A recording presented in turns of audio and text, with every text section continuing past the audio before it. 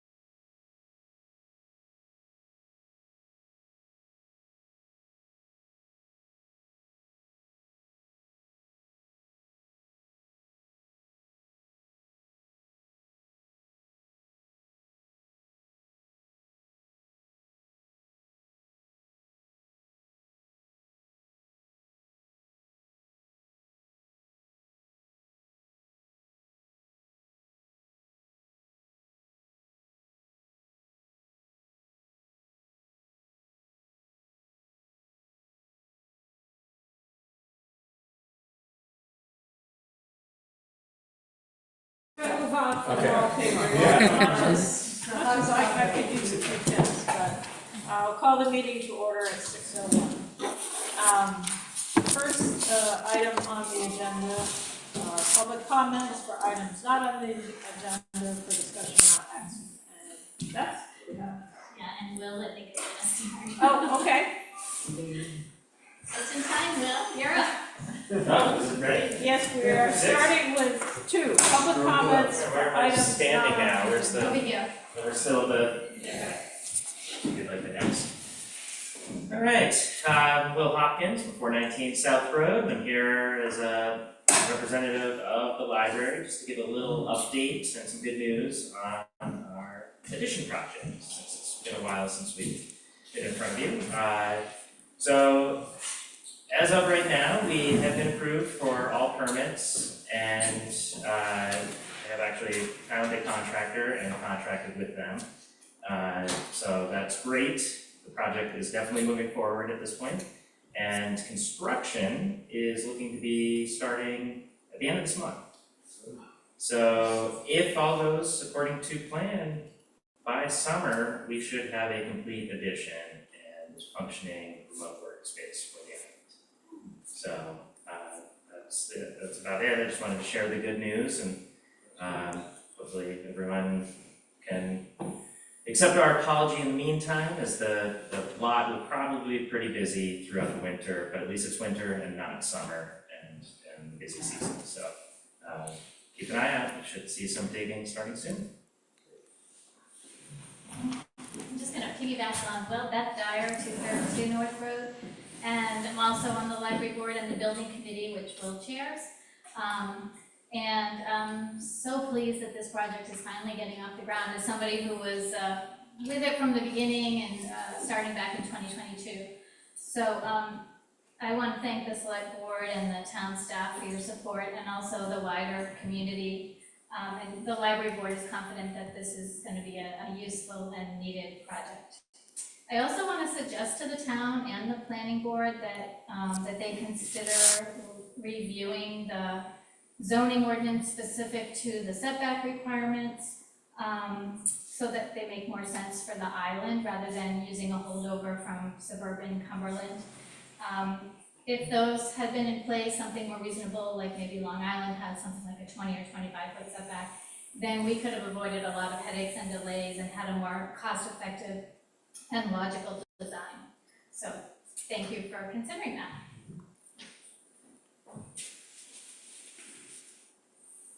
Does anybody have any questions?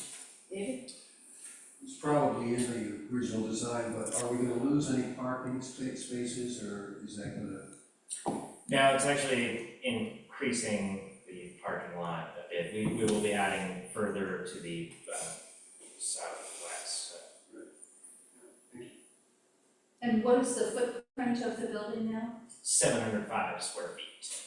So similar, it's been shifted back outside of the setback, and the deck for the meantime has been removed. We're hoping the setback change may be coming in the future, which would allow us to build that deck. So here's hoping. Thank you. So we appreciate your constructive feedback on some changes that would make the process easier for future applicants. So, and we're looking forward to the project starting. So this is great. That's all good news. And any other questions from the board or the library? Okay, thank you so much. We really appreciate it, and let us know if you run into any snags.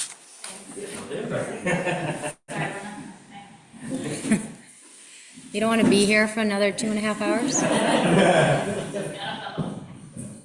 Have a good night. Thank you. Bye.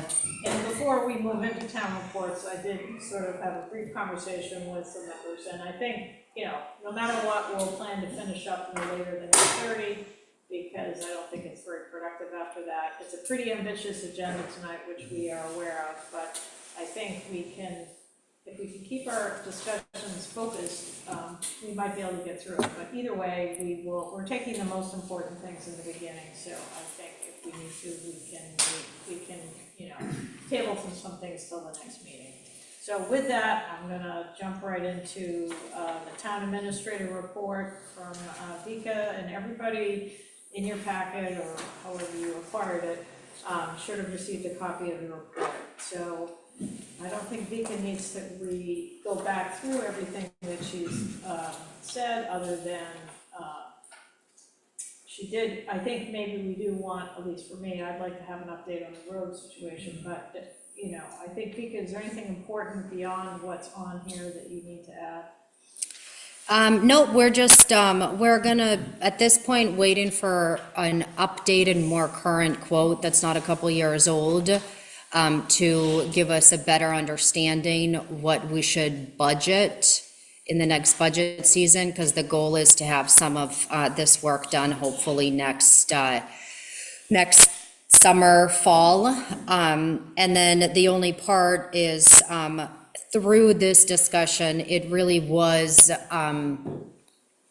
once again, resurfaced, and at this point really should be prioritized amongst all the other priorities that the town already has, and that's really trying to focus on the drainage work that needs to be done over here. And historically, the previous administration and select board members really incorporated feedback from general local contractors in helping in the design process. And what we've learned specifically through the process of the hook parking is that really has delayed or extended the actual process. As this too, there's been two different contractors that have been involved in this process. And so at this point, what I would like is the board's support and to try to have GEI, who is the engineering firm that we work with, who have people on their team that focus specifically on roads. They're working on trying to come up with something for us relative to the culvert replacement upgrade that needs to be done at Bennett's. And so I think where things stand now, the most efficient way to figure out what needs to be done is probably to spend a little bit of money on having a professional engineering firm design that work and make that recommendation, and then bring it to the board in hopes that it could be aligned and done prior to the pavement work needing to be done. So, and I think if I have it right from a prior select board member, this has been in the works for 6 years. So it might be good to get Just the drainage- culvert, drainage yeah, the culvert and drainage repair has been sort of contemplated for quite some time. Yep. It was ongoing when Marjorie Stratton was the town administrator, And is when the conversation And started. I would say the overall lesson, I think Vika and I feel like we've learned, is that it just pays to hire professionals at the outset, because they know what we need, and what we've seen is otherwise we end up getting down the track certain way, distance, and then we find out, no, actually, we have to get a permit, or we have to do a different kind of design, and that's why we're not, part of the reason we're not making a lot of forward progress.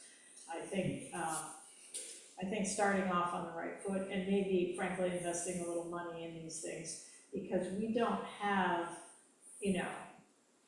an engineer on town staff. And a lot of towns do, and they can go and do their own road designs, but that's not and we've relied on community members, community contractors to kind of provide that service free of charge, and, that's not reasonable, so. And they're not necessarily qualified for every project that we have come across, this one being a good example, because it needs sort of an evaluation of the drainage. Where is this from the store somehow, or? Pretty much across. Yeah, so, if you kind of pay attention when it rains and where there is a lot of snow melt, there is just a big puddle that's there. And so there are two different areas in the road where there is piping running underneath the road to release from personal houses. And so there's that, but then there's physical drainage that needs to be designed to properly go underneath the road versus just pulling on top of the road. And there's kind of a two-part reason why it should be done before this last strip of road that needs to be repaved, that is The oldest paving that we have, that's from Cumberland, it's basically from here up to the inn. And so doing that would eliminate having to cut a brand-new road in the future or having water pool up and kind of disintegrate a new paved road. And that's been the primary delay for some of the rest of the paving to complete the 10-year paving plan. The rest of it to be completed has been delayed because of this. And we've had a previous town attorney trying to help us with easement agreements. We've done a survey. We've had 2 different contractors draft up their understanding of what should be done. And I think kind of the realization through some experiences in other areas, and really seeing how long it took Hook Road versus how quickly we went with Jenks Road, going kind of directly to the professionals. It seems like the most logical, cost-effective way to do that, because legal fees, my salary, plenty of money has already been expended to try to do it a cheaper way. And I think it needs to be done professionally to get the best outcome for it. Well, it's also nice to have one engineering provider to work with. And that's the other part, is the town within, this is the first year that the municipality really has an established relationship with a specific engineering firm. And we do have a general contract with them for general services, where this would fall under.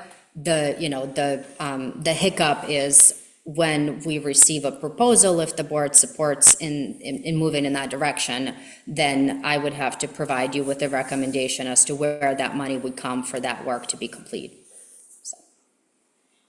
So, and I think, any other questions? Yes, if I may, just quickly, a short answer is fine. This will complete the 10-year plan for roads, and what needs to happen for the next 10-year plan? Then it's, what's the plan to maintain the roads that have been completed, and then putting a heavier focus on the gravel roads. And the memo in the packet explains, though, that I think, so as Vika said, we have this one section that we haven't completed because of culverts. And I think it's been quite a while, maybe 5 years since we did the last paving project. 2023, I believe, yeah. Okay, so anyway, Mark Dyer and Herb Main have been working with Vika to sort of try to come up with the next step in the road completion. And if you read, there's like 3,500 linear feet that we still have remaining. And basically, the paving guy came out and kind of evaluated it, and they're waiting for a quote from him. So I think we don't know yet what that cost is gonna be, and I really appreciate both Mark and Herb stepping up to help with this. But at some point, we really do need to, they did a road plan at the beginning of the town, and we kind of need to revisit that and maybe do a maintenance plan. And if we don't have, similar to this previous discussion, if we don't have the capacity in the community, then maybe we have to hire somebody to do that, because we do need a plan. And it's kind of, maybe unrealistic to expect the community to be able to do that all the time. So, and Jeff, before we leave paving, is there anything you want to add? No? Okay. All right, and then in the town, so that was the town administrator's report. We also got a report from the code enforcement officer, which is pretty thorough. We got a report from the fire department. Interestingly, in that report, they note that they had 2 calls to Hope Island, which isn't typical. Then we had a very interesting report from our parking attendant, who wrote 58 tickets in the month of October. So he's paying for his salary for sure. And he also mentioned sort of concerns with the handicap parking spaces. So, please read that if you haven't. And then also we had a report from Jeff from Vika, and Jeff from Public Works, and from the transfer station with quite a bit of information. So while Jeff is here, does anybody have any questions related to Public Works and the transfer station report? And Jeff has been keeping track of monthly volumes, but also year-to-date volumes, so we can get a good handle on kind of how much waste we're generating, and that's all been tabulated in these reports. Yeah, I just want to add that I think it's great to have that information, and I like the formats of the reports because they're factual but not long. So somebody, Elias, Jane, did you have a question? Yes, I just wanted to, perhaps at a future meeting, we could talk about why we're hauling off more volume this year. I don't want that to be discussed now, but I think at some point it would be good to get some insight on why the volume is increasing. Yep, thank you. Any other questions on the town administrator reports or the committee reports? The Oops, I one, jumped to the committee reports and didn't do the treasurer's. the one report that we don't have is a harbor master report. Right, and I will say that that's been a perennial problem. And I did notice, that nevertheless, we are paying the harbor master. So it shows up on the treasury report, so and I had told Vika I would follow up, but I think we really need, it's in the job description of our monthly report, so it's really not acceptable. And I jumped over the treasurer's report, which Vika provided, both a sort of memo to accompany the treasurer's report and then a copy of the treasurer's report. And I actually have a couple questions, but I think first, Vika, I think this would be worth having you kind of give us an explanation of where we're at in terms of the finances of the town. Yeah, so Mark was hired from, his company is Space and White. Blue Star, thank you. Mark Roy, and he provided us a pretty detailed description of where things stand to help us have a better understanding of the budget in terms of where we will be towards the end of the fiscal year. And so what he is doing at this point is he's has access to all of our accounts, and he's looking through all of our chart of accounts, and he's really comparing fiscal year 25 and where the audit was at fiscal year 24. As you recall, we signed off on fiscal year 24 audit knowing that there were mistakes in there.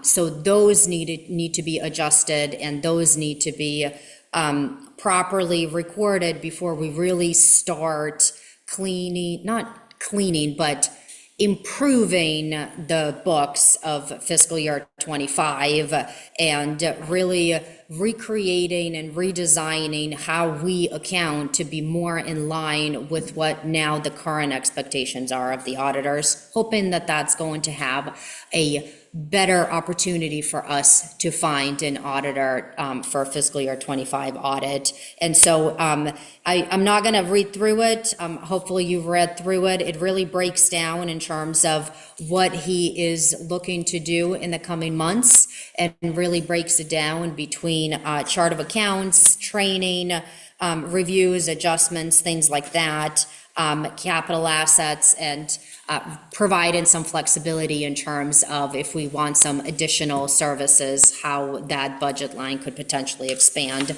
So where that really puts us is being in a better position for fiscal year 25 audit preparation, but also making sure that the current municipal accounts are in accurate accordance with the current audit standards. And the real reason why this is important is because over the last year or two, fiscal year 25 more heavily, we've received a lot of FEMA money, we've received a lot of grants, we've received a lot of additional money that requires separate and additional reporting that really shouldn't all be under one general fund. And so he is assisting the town in making sure, with his previous experience of being an auditor, that those accounts are set up and done so in a way that's going to make our jobs easier, make it so when the audit process is happening, when we have to look at information from a year and a half prior, that we're able to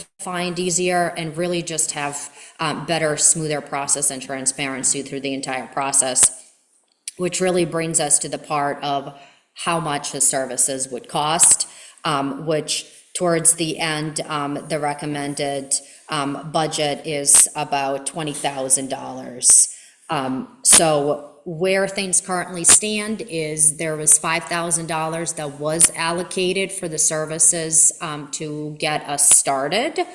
He has pretty much expended those services, so we are now in the position where one of two things could happen is we really pause until the next opportunity for a town meeting to appropriate those funds, which would really delay everything significantly, which I would not recommend, or hold a special town meeting, which is recommended in a separate meeting to take place sooner.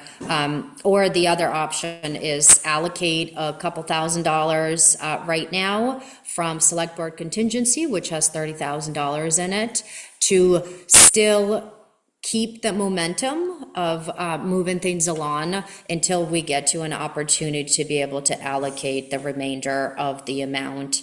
And it does seem like it's a pretty high number, but having gone through the experience of hiring a consultant to help the select board and the town really figure out how to work well together and function better as municipality, I thought that that was a good use of municipal funds. And so having seen the little bit of work that he's done, the lot of work that he's done in the little bit of money that we've spent, I think that this would be a really valuable use of funds and would really put us in a position of being in tip-top shape with having everything be really clean, really transparent, and really prepared, and really put us in a better opportunity to hopefully find an auditor who will take us on to do an audit for fiscal year '25.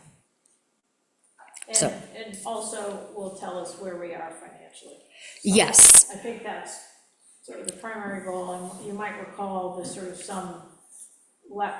the undesignated fund balance is something that he will be providing, hopefully by the end of the year, which is important for our budget plan.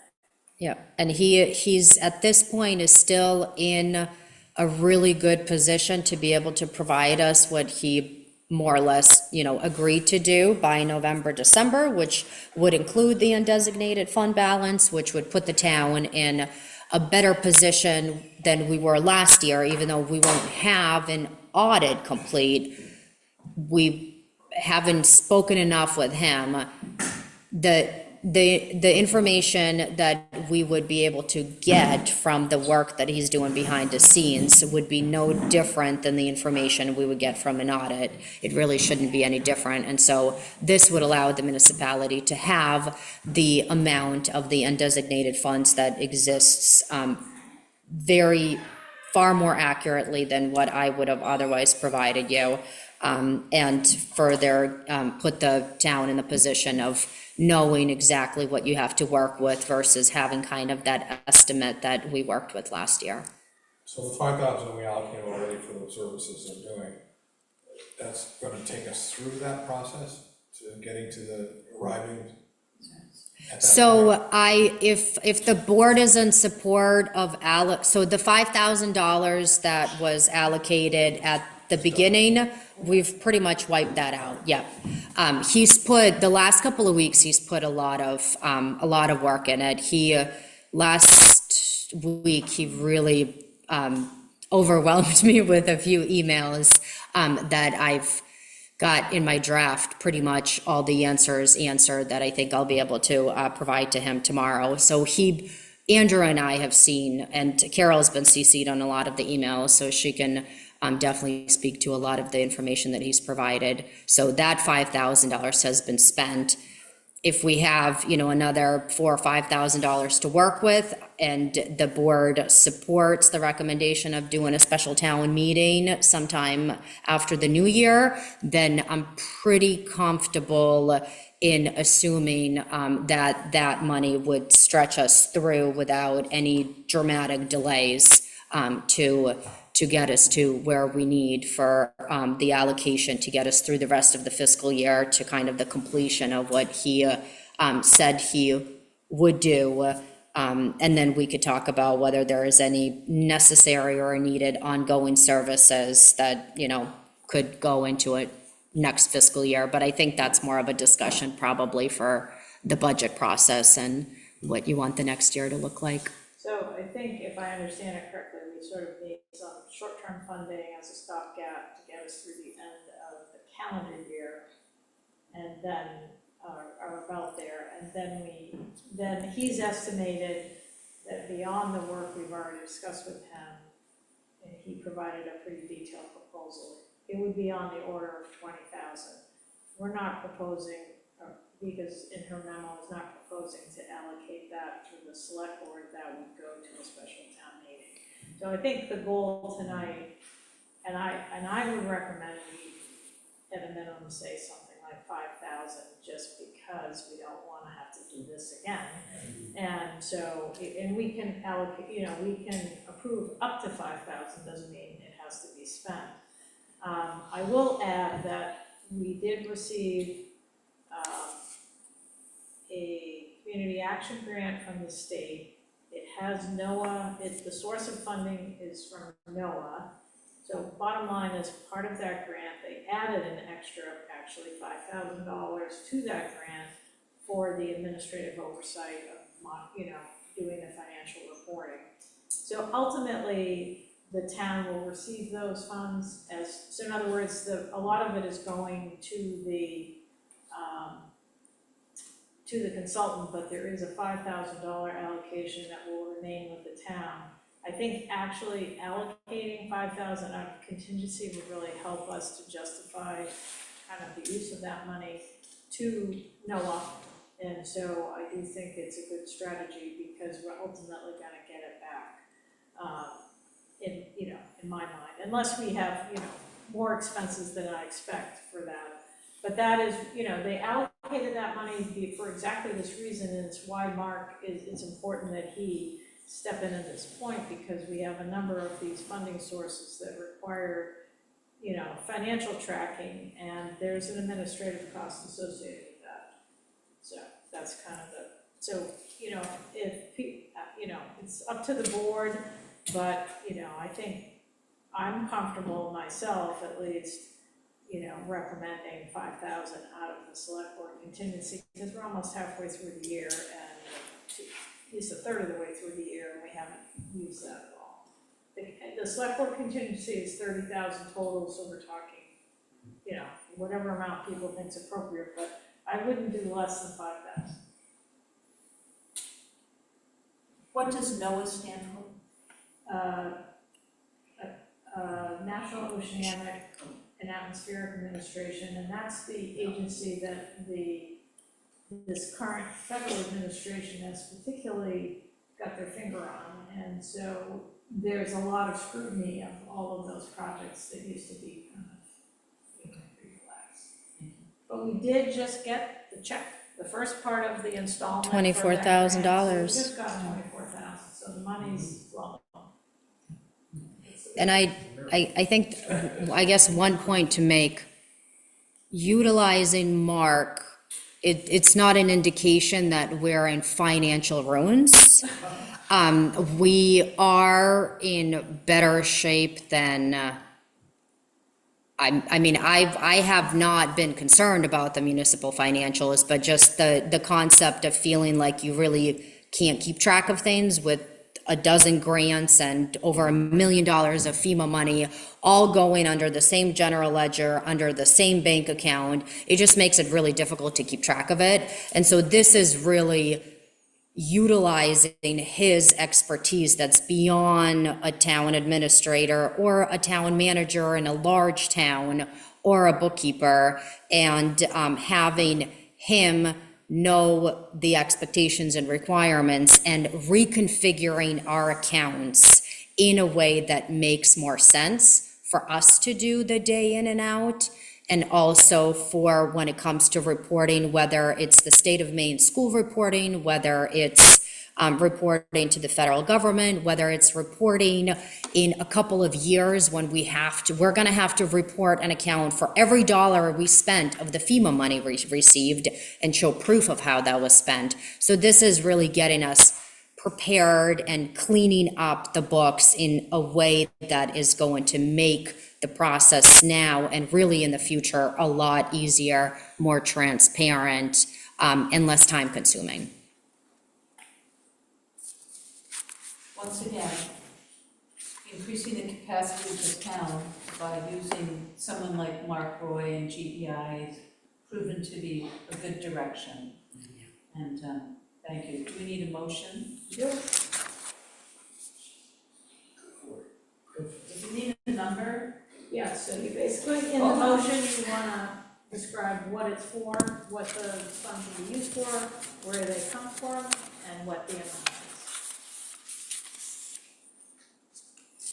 And the account is 8,300 Select Board contingency. I'd like to make a motion to release up to $5,000 from the Select Board Contingency Fund 83-000 for the services of Blue Star Accounting. That's it. Second on the motion? David? Any discussion about that motion? No discussion? All in favor? Unanimous. Thank you. Thank you. And before we leave the treasurer's report, does anybody have any questions on the actual report of the, finances, the financial accounting? Just going all the way to the very end, it's the net profit loss, whatever. What page are you The on? very last page. So page 11? So, just trying to think, so there's year to date and there's balance. Can you just clarify for me what we're looking at there?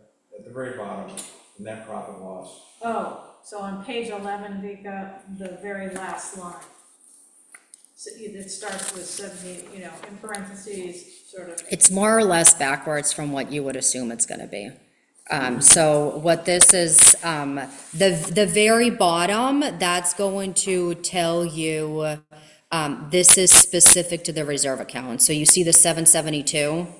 Is that what you're talking about? 772, 193? Yeah, so what that's doing, that's focusing specific on the reserve accounts. Select Board, town vote allocated $772,000 into reserve accounts.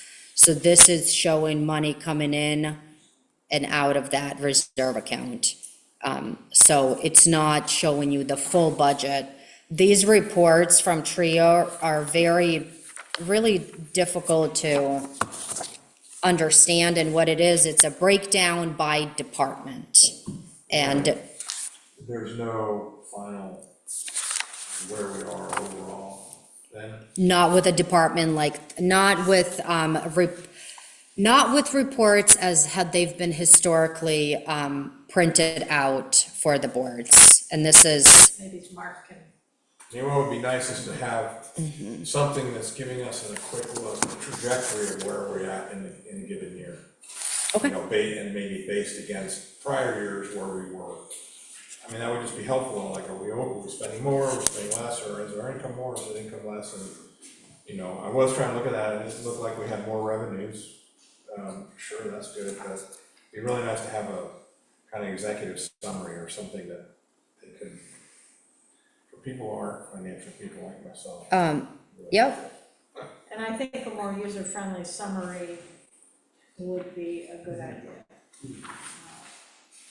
So that's something Mark he's familiar with the software we use, and I think he could generate that if if we're requested. Yeah, the first couple of pages will show you the revenue and then, or the first page, and then it goes into the expenses. And like I said, this is one of those reports that has been brought forth in front of the select board that I learned from the previous town administrator, and I'm happy to receive any feedback in terms of how you would want to see it, so we could try to reconfigure it. So definitely provide that feedback in terms of what would make it easier, and we can, because if you recall through the budget process, you see something that's very different, where it's previous years and kind of current year. This is more of a detail of each line item, starting with what the budget is, current month, and in total, so it's not the easiest document to understand. Just in general, though, that when you have a year, you have current month and year-to-date, yeah, I understand those concepts, and then what the balance reflects what. Whether in any department, wherever it is, you have these columns, current month, year-to-date, balance. The balance is. So the balances of the budget not spent? Yes, And then the right-hand column, most right-hand column is the percentage spent. That is to date spent. Of the budgeted amount. to date, where it is, yeah.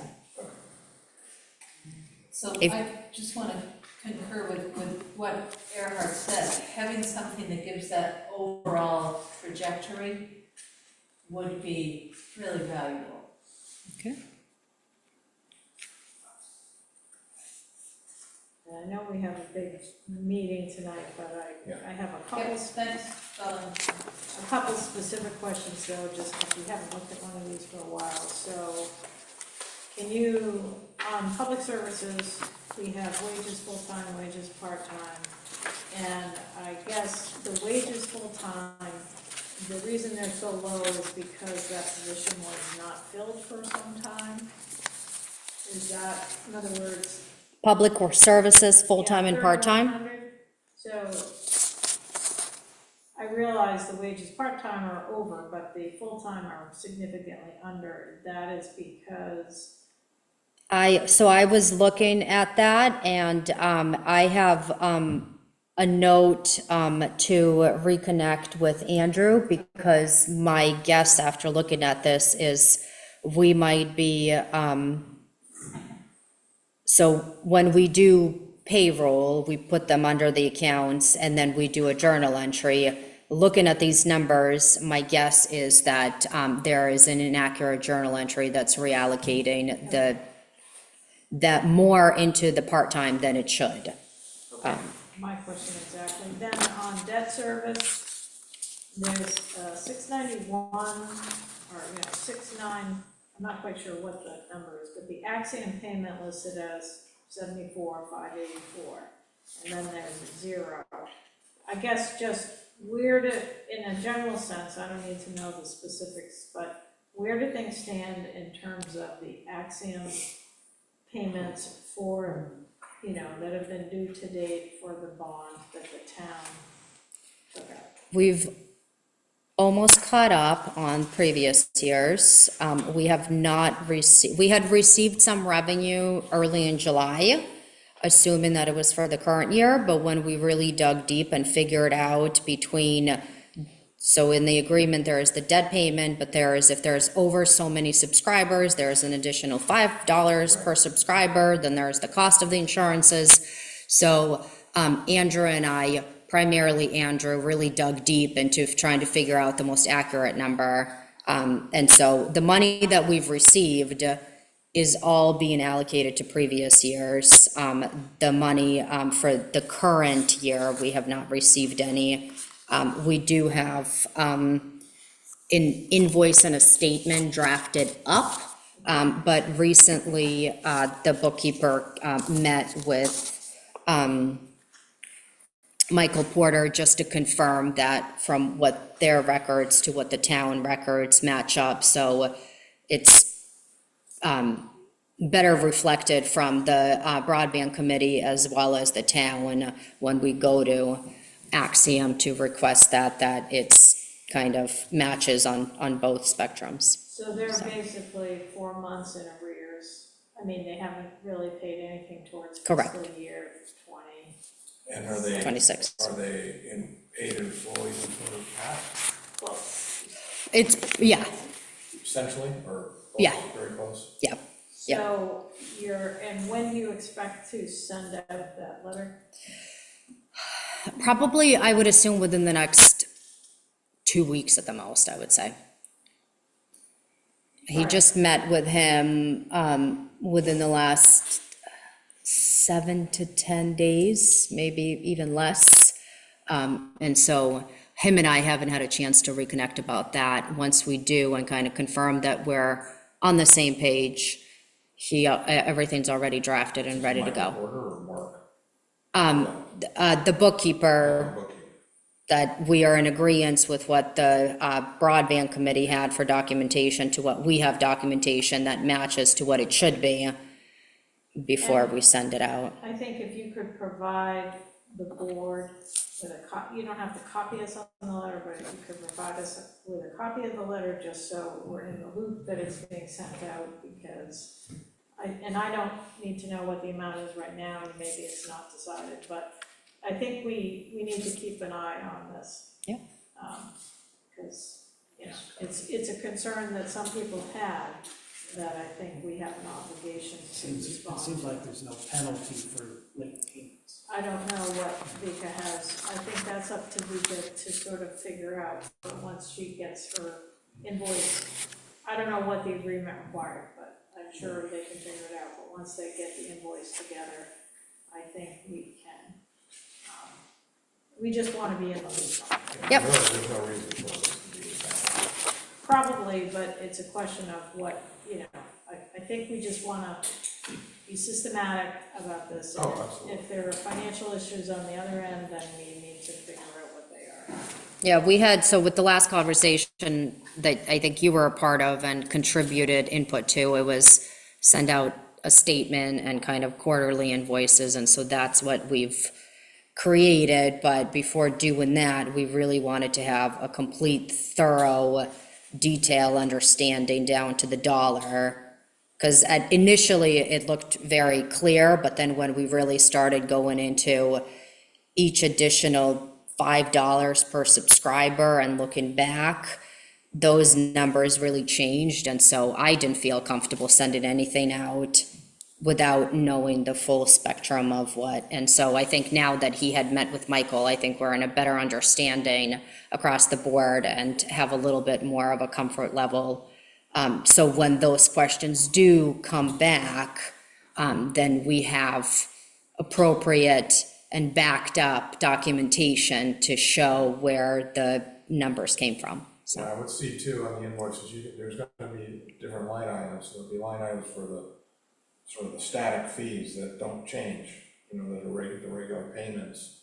And then there's these subscriber extra fees, which could fluctuate in any given month, so it would be good to have it sort of broken out into the separate Yeah. categories. and that's one of the kind of flaws that we've realized now, that in the creation of the franchise agreement and the step down of what the payments are gonna be, how they come, who keeps track of them, where they're tracked, there's none of that. And so we're kind of, after the fact, trying to figure that out, not realizing that that needed to be done.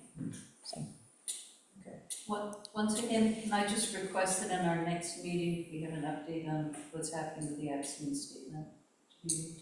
Okay. And I think, yeah. Then the last question, anybody else, I have one more question, and it's on the last, page 11.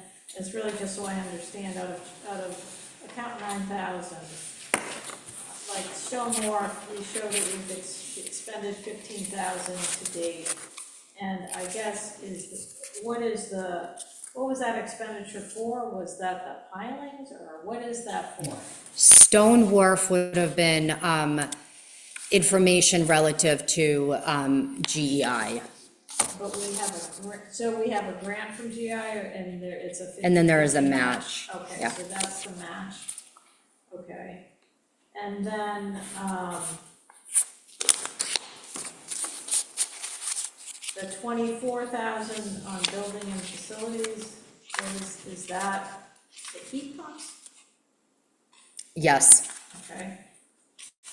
And then public works equipment, that was the truck, right? 50,000, Yeah. yep. And then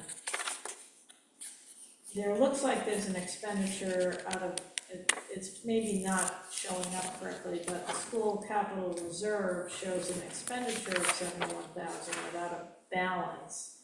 So I don't know what, 91. The expenditure, I think, would have been the bus, but I'd have to confirm on that and double check. But I assume they had money in the account. In the reserve account, yeah. And so these numbers in the reserve account, for example, in the Stone Wharf account, I think you had provided a $900,000. So those aren't exactly. Yeah, so one mistake that I made, and I apologize, is, well, I'll apologize, but I will say that, so you usually see the Machias State Savings Bank statement where it has the reserve account, where it has all of the totals, and then what comes and goes for the physical dollars that we have in each reserve account.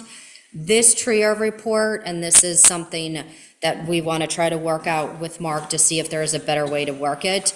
This TRIO report will only show you money coming and going from the reserve accounts that had money allocated going into them that fiscal year. So this isn't gonna give you the full list of all the reserve accounts, it's just the ones that $772,000. So there are many other accounts where no money was appropriated into a town meeting, but that doesn't mean money isn't coming and going.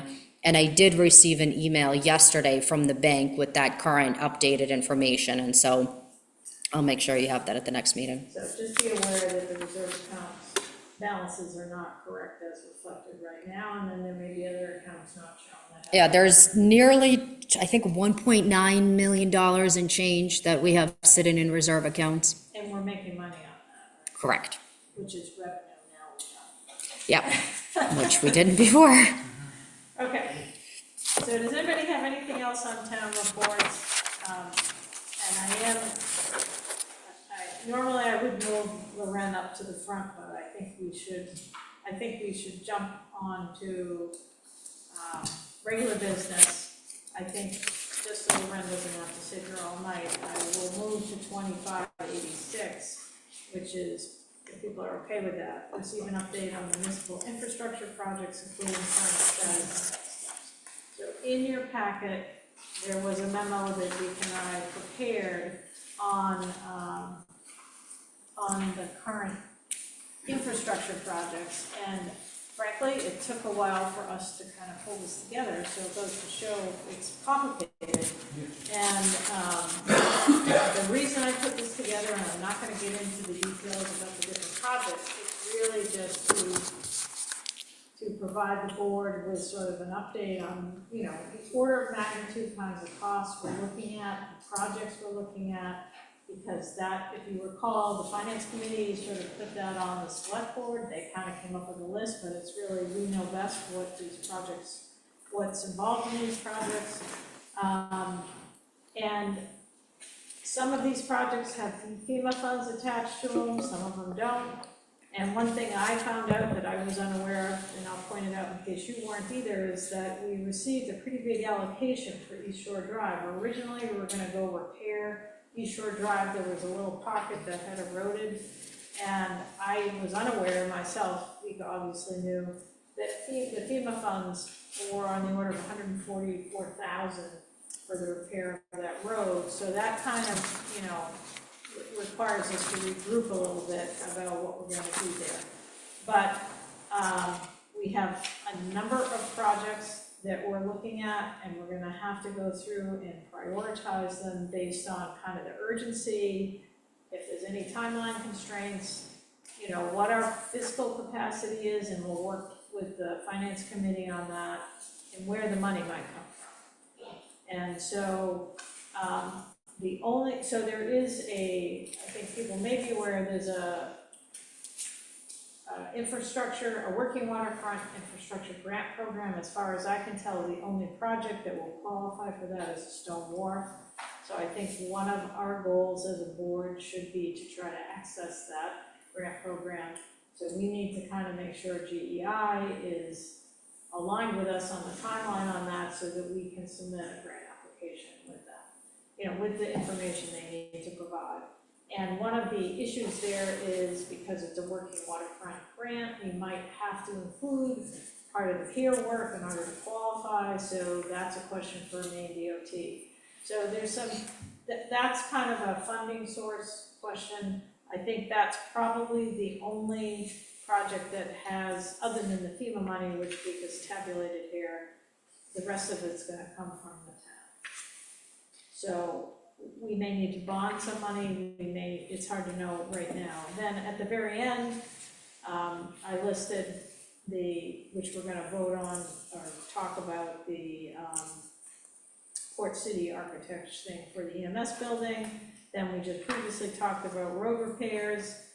Cousins Island Wharf is hanging out there in terms of it needs repairs, and then I recall I put this on there, but I think the transfer station, you know, Jeff has sort of asked for an evaluation because we may need to do some work on that, so it's daunting.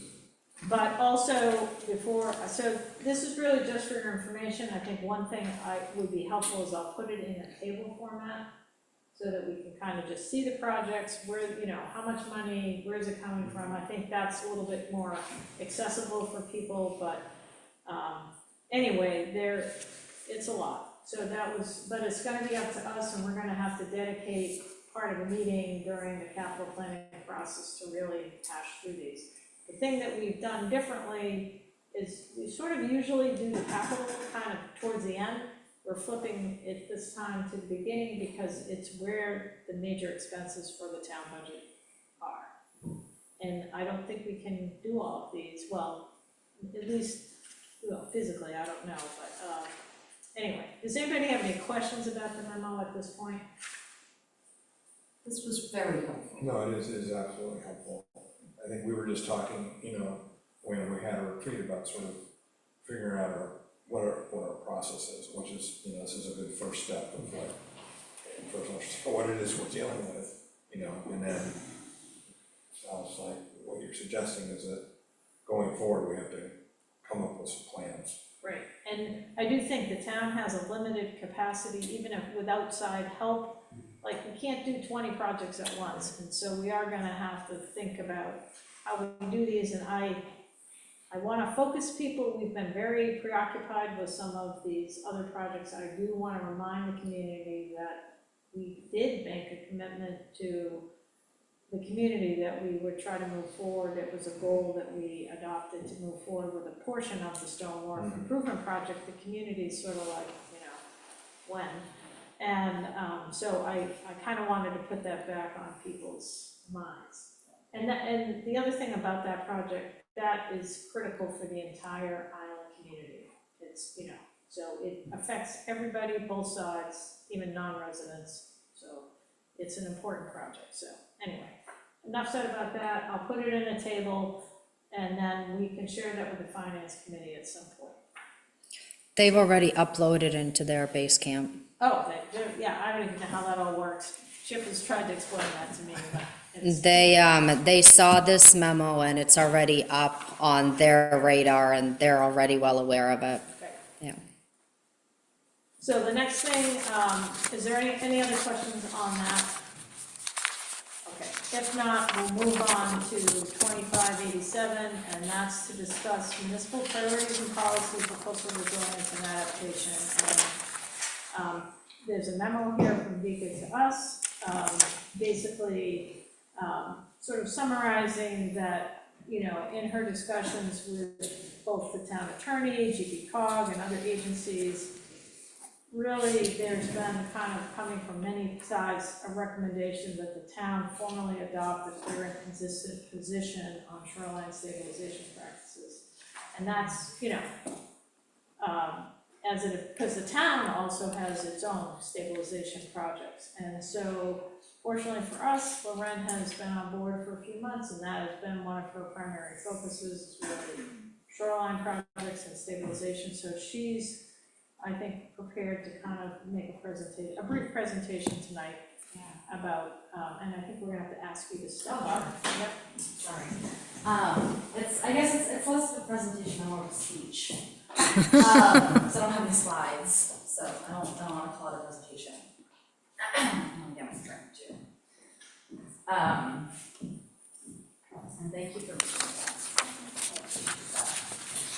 So I'll begin by speaking pretty frankly that the future of securing and stabilizing Shebig's shorelines is relatively tenuous.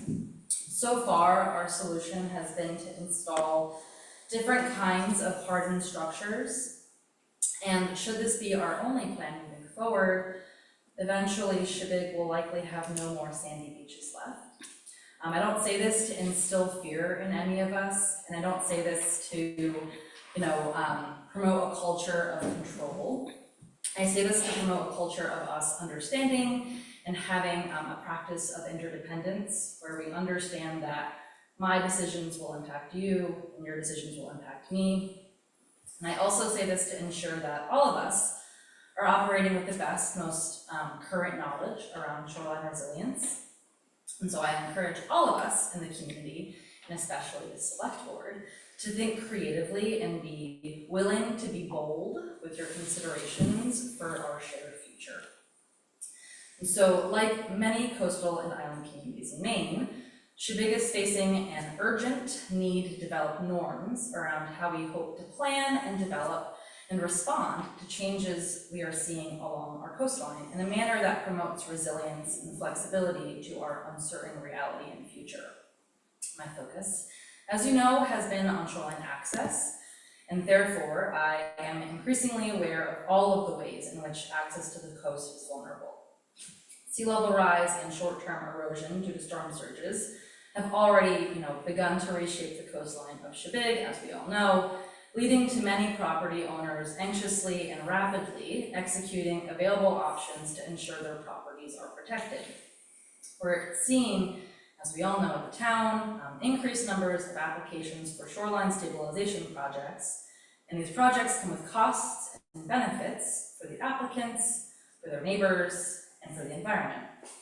I've conducted pretty extensive research to develop a holistic understanding of the problems we and so many communities in Maine are facing.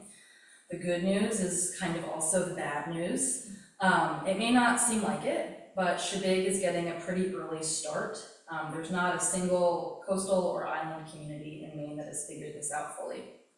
And so across the state, municipalities are working with engineers, regional planning agencies, and environmental consultants to provide support in municipal decision-making processes, including creating additional zoning overlays and possible ordinances, as well as policies informed by best practices for shoreline resilience.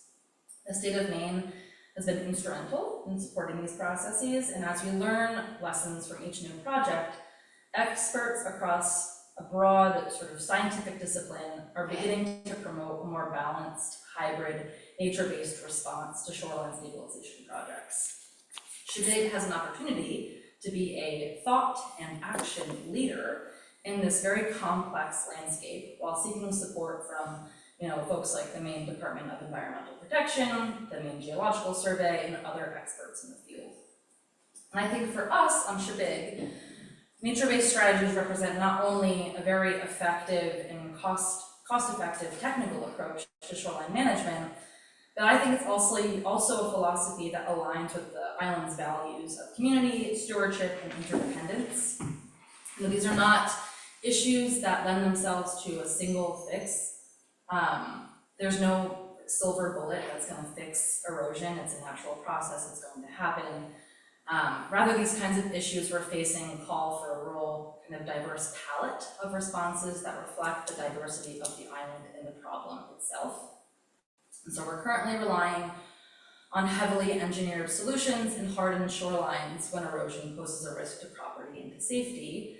Unfortunately, these very traditional and costly hardened stabilization projects do not effectively dissipate wave energy, directing it sideways and down, leading to increased erosion downshore. And if Shebig continues with widespread stabilization projects, like riprap, to protect sites from wave erosion. It will also lead to the unintended consequences of negatively impacting essential habitats for migratory birds, like our beloved plovers, along with other habitats that are essential spawning, nursery, and feeding areas for both commercially and recreationally important species of finfish and shellfish, which I know is very important to all of us. So what am I recommending? As we all know, I've been working with the Island Institute's shore corps steward, Emma Palamas, who will be on island next week, doing some site visits with myself and hopefully a couple of you guys.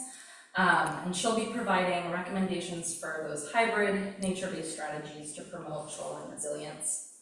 And so I've been leading this process with her, and I've really spent a lot of time advocating for her to choose Shebig as her pilot site, because I think we're special and important.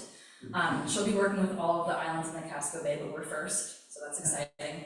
And I've also been working with some property owners who had previously expressed interest during the community meeting back in the summer regarding coastal resilience.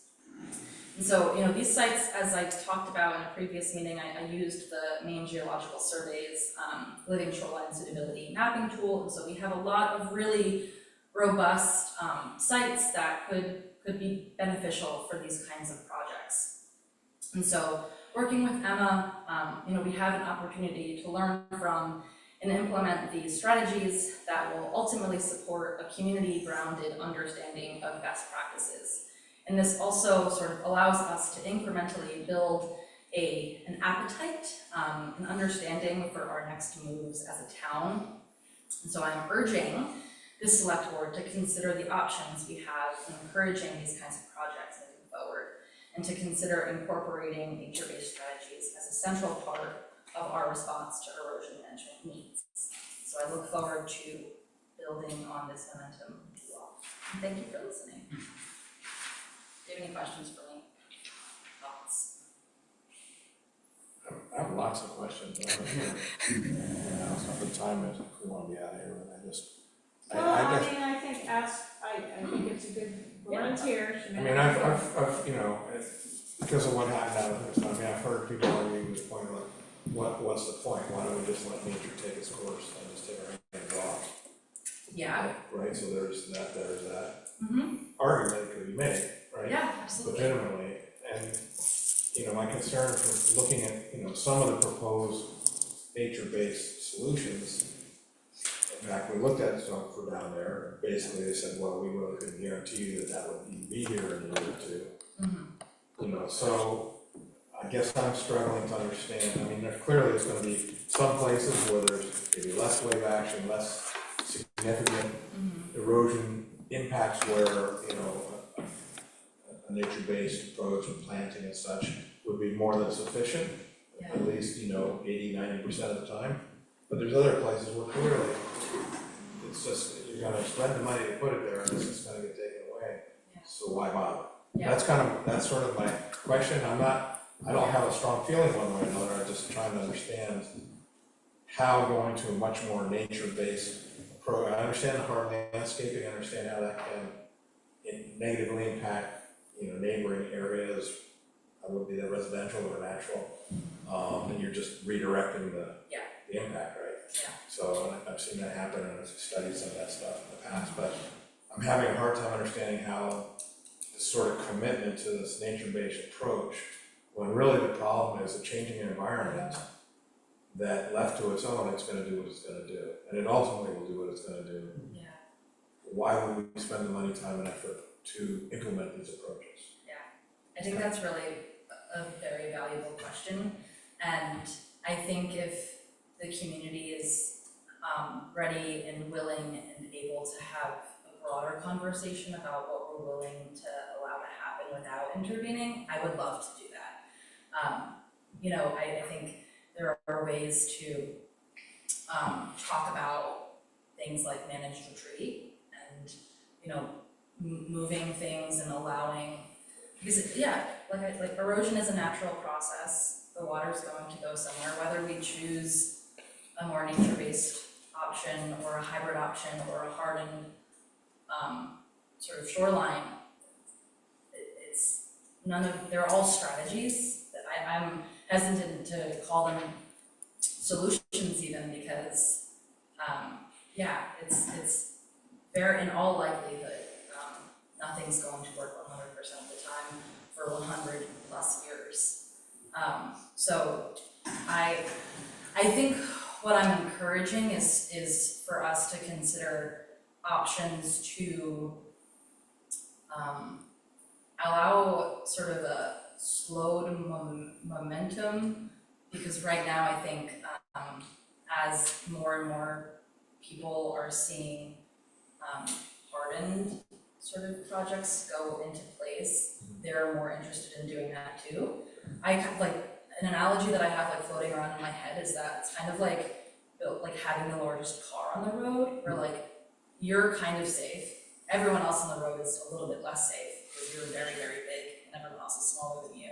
And then eventually there'll be a bigger SUV and you'll have to get a bigger car anyway. So like it's like this never ending, costly and unsafe process. And so, yeah, I mean, to answer, like I would be very excited to have a broader conversation for people if they were willing to allow nature to. Well, I think as a board and as a town, Yeah. we have to be willing to have a conversation regardless of whether, I mean, if we're Yeah, gonna yeah. try to come up with an approach that we as a town support, you know, we have to have that conversation, I think, sooner than later. Yeah, I agree. And I think though, do I understand correctly, that retreat is sort of one form of an approach, but there is sort of in the world of stabilizing a shoreline, you can do a hybrid shoreline, sort of a hybrid shoreline, or a nature-based shoreline. And I think we did see one on Little Diamond that was sort of more of a hybrid, you know, I think, so there is sort of a spectrum. Yeah. And I think that's, and we're pretty far down the spectrum in terms of most of the projects that are being proposed. And so I think that's part of it, and I think in the memo that Vika prepared, maybe you could just give us a little bit about kind of where the state is going with this, it's sort of outlined in the memo. Yeah, so the state of Maine is somewhat recently adopting and calling for a more hybrid sort of practice in terms of shoreline stabilization. They've developed this assessment tool, it's an acronym that's called RShore, that really encourages nature-based solutions or strategies, or these hybrid models that are sort of hardened throughout, but also like really like deep-rooted plantings as well. And so there, as sort of scientific evidence continues to come out because of just historical practices of like seawalls and bulkheads and things like that, as we continue to see those impacts, the state of Maine is moving more towards, from like a policy standpoint, in a way that is trying to encourage more hybrid. And so I would say like the Little Diamond project that we saw was like a 70-30, like mostly nature-based, but had some hardened aspects to it too. And so I think in terms of best practices, certainly from a state perspective, they are calling for a more green hybrid. And they like those languages like green gray. Yeah. So as a town, can we then look to the state's policy to reflect that's how we're gonna do it? Yeah. I can see how this may also go with the fact that we have private citizens wanting to fund their own projects. How do we manage what it is we're gonna do? Yeah. Well, we have a state program, we're gonna do it this way, and you either like it or don't. So it goes into the other topic of the evening, but I think this is good to have a policy. Yeah. Because this, from what I understand in physics can predict a lot of things. Like, you can't predict this. Yeah. It's one of those things that can't predict. We're getting better at it, the more data, the more decades of seawalls working, not working. Yeah. But I think if we have guidelines and we have something backing us up, then we go forward. And we pity the the neighbor whose house is about to fall in the ocean, what do you do? What do you do as a town? So it happens quite a lot. And It's I difficult. think the state's approach, which would be my thinking also, is not that we're moving to these nature-based hybrid solutions, but that they are part of the consideration, and maybe the first consideration. In other words, not every site or housing problem is suitable for sort of this, more nature-based approach. And so they have a bunch of criteria that they have developed that really relate to the risk versus, and the dynamics of the system.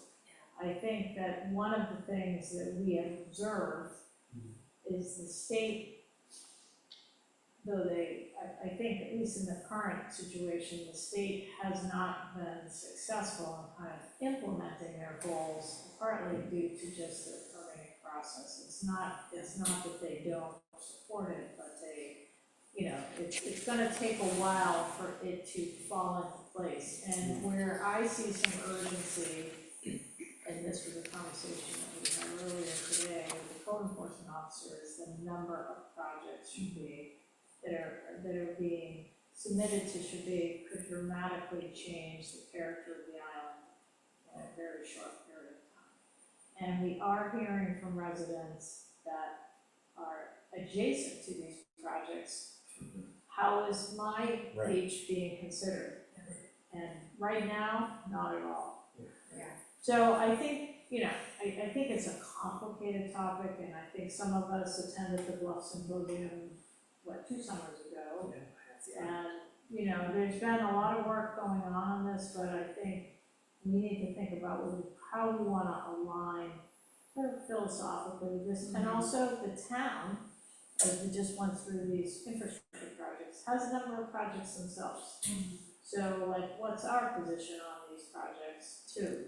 Because we're in the same position as, some of the property owners. I will say, and I was not really tuned into this, but there's a whole group of people in the southern part of New England working on really retreat that we haven't even contemplated here. So there are places in Rhode Island in particular where people are literally moving the structures back from the shore. It's very complicated.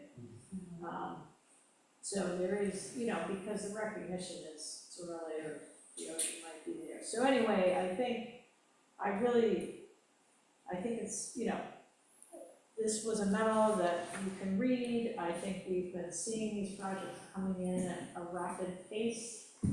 And there is a proposed, resolution, and if we feel, and this isn't something we would vote on tonight, but I would ask that you read it over and consider it, and consider whether or not, I would like to get some sense of how people feel about kind of supporting or encouraging nature-based practices. I mean, are people on board with that idea or not at this point? Well, so my understanding of what you're saying is DEP has sort of a rubric that's based on science of, from hard to natural. And depending on the circumstance, they make an evaluation of whatever particular location is. And based on that, they're philosophically would like to start kind of, with a nature-based approach, but recognizing that that may not be adequate for the circumstances. Yeah. So if we're saying that by adopting what they're doing, we're just basically saying we're gonna look at each situation individually and come up with the best practices approach that will actually address that for X amount of time. I don't think you can say for eternity, right? But you can say for X amount of time, and that's sort of what we're comfortable as town. I totally would support that.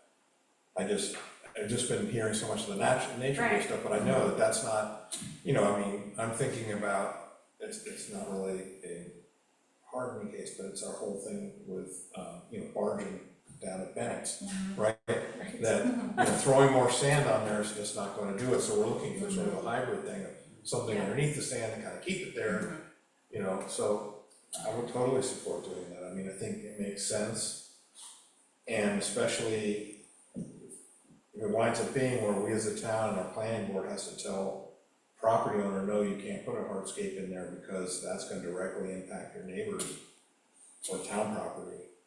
You know, we best have really good rationale and scientifically backed basis for making those kinds of decisions. I think the other part, the flip side of that too, is that currently, because I think it's growing on the state side, but currently, each of these projects are kind of designed irrespective of their impact on Right. the beach system. Right. And that's, we don't have anything in place to protect the beaches for the community. You know, we don't have any guidelines about these projects. We have, I should mention that we did have a grant, we got a grant, and we have had a consultant sort of come up with some just review criteria. These aren't like, yes, this is acceptable, but it's really just what kind of things do we need to consider on the planning board side to review these projects adequately. And those are really based on, you know, scientific kind of criteria. But I do think where we are right now is these projects are all individually, not even designed, I would say, being constructed. And it's not, we're not evaluating the impact as a town, and the state hasn't really caught up with the, you know, the speed with which these projects are coming in. I want to thank for this conversation, because since coming on the board and learning about, looking at the proposals for hardscaping, several things have been clear to me. One is it's being done at a high expense by landowners that can afford it without having that clear impact on neighbors, and I think that becomes problematic. I also see solutions being driven by the companies who are doing the work. Right. Instead of, to me, starting from a place of making this common sense, that before hiring these big projects to be done, that this is the type of place to start. And I look at when we were hearing about a project, and one of the proposals was, we do need to do a moratorium so we can get a handle on all of this and all of the problems that created. Well, to me, this is the solution. If we can start with something that is a resolution, hoping that this could become such common sense for our community, then being able to move to a policy that says, these are the criteria that we need to go through, because otherwise all of these projects will be driven by the companies who are being contacted by landowners to offer these solutions that really don't create solutions that are sustainable for our community. So I really, boy, when I was reading this and struggling with not being an expert on this, but seeing that train that's coming at us, and wanting to make sure we do have a natural island. So I want to say, this to me, I don't know if this is your idea of being a thought and action leader, moving ahead with this. May I ask a few questions about this resolution? Is this based on, what is this based on? Are there templates? Are there other communities that have this? Where did this This is document come something from? that Vika and I kind of, it was like a concoction of a few different memos that, like, I had put together and she had put together from emails and like just documents that we had from like the main different agencies within the government of Maine, but also Brunswick has done some work around this, that they have like an environmental planner at their office that I had like sent a couple emails with. And so there's people that are in this spot, exactly like we are, trying to figure it out, and so that's. And I would say the last time that I recall the board did a resolution like this was in order to join the Community Resilience Partnership. We had to pass a resolution that we, you know, were concerned about climate change and the impact on our community. So it's taking, and we committed in that resolution to consider climate change in our municipal policy. So that, and, you know, that one, I can pop that back up there on the, you could share this in a SharePoint, and you could see the other ones, just to get an idea, but it's the same basic structure. And to be honest, it's not like it's a it's not anything regulatory, it really represents a goal and a direction. So I really support moving forward with communicating this resolution to our community. I think this gives a lot of good direction for how we want to shape the understanding of how to live and deal with the changing shoreline. And I'm really pleased to know that this is so much at the forefront. So thank you very much. I love this kind of, to me, this gives a direction and an answer for proceeding, instead of having all these projects come at us. So, thank you. And it does nothing to directly impact current applications or even future applications. The town would have to take additional steps before we. But it But it's a first offers step. solutions ahead of time. So when I've had conversations with landowners about nature-based solutions, they've had no information about that. That was new, because all they saw were big rocks getting put up and millions of dollars being spent. So being able to offer this as a starting point changes the awareness of how people deal with this.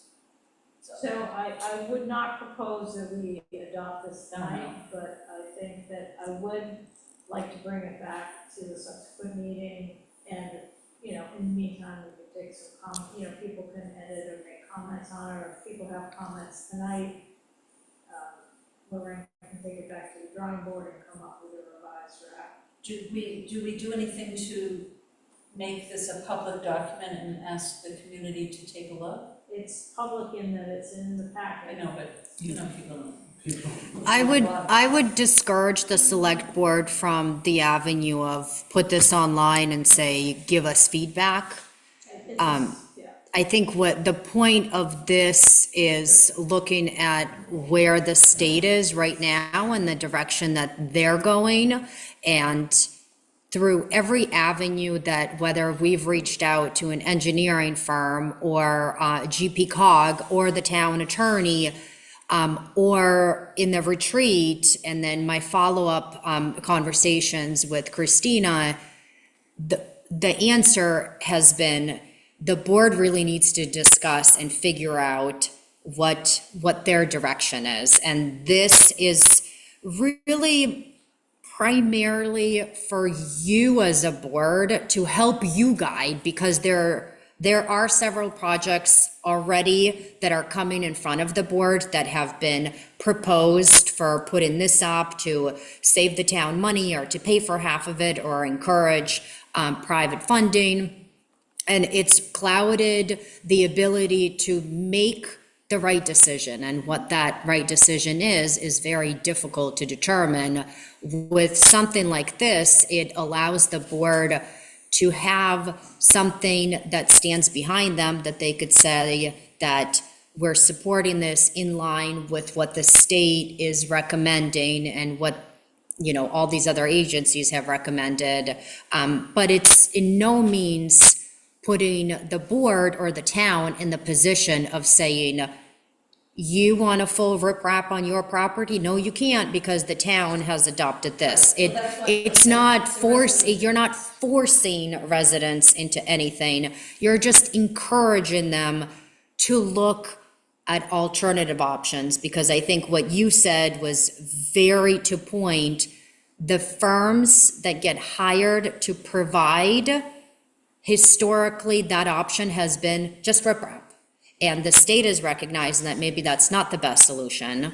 And how do you move away from that by opening people's eyes to alternative opportunities, nature-based, you know, I mean, we're not putting tropical palm trees on the side of East Shore Drive, but incorporating natural rose bushes that could, the roots, you know, so I think that's a way to try to think about it is you're not securing anyone in one particular decision. You're just trying to encourage people to be open-minded and consider those alternatives that could potentially have more beneficial impact to not just that one square footage of the property, but the entire coastline and everything that lives on or around it, and, the future, years. Including that grass that grows 8 feet Mhm. roots, eight Yeah, feet yeah. into the ground for stabilization. To me, that was a mind shift. And I would say that the last resolution that we adopted, we went through that same process, we brought it up at a select board meeting, provided some edits over the next interim time, and then we, reviewed and adopted it at a subsequent meeting. And it's not to say that it can't evolve over time if people want to change it, but it is really a board action, it's not we're not reflecting the community necessarily, not to be, exclusive, but that's the reality. And I will say it has directed, when I think back, we have a climate action team, we did get a bunch of grants, we did put in heat pumps in our municipal facilities. I mean, when you think about it, it doesn't feel like it's directly related, but it did turn our attention to those topics in a way that I think in a way that's kind of how it impacts things.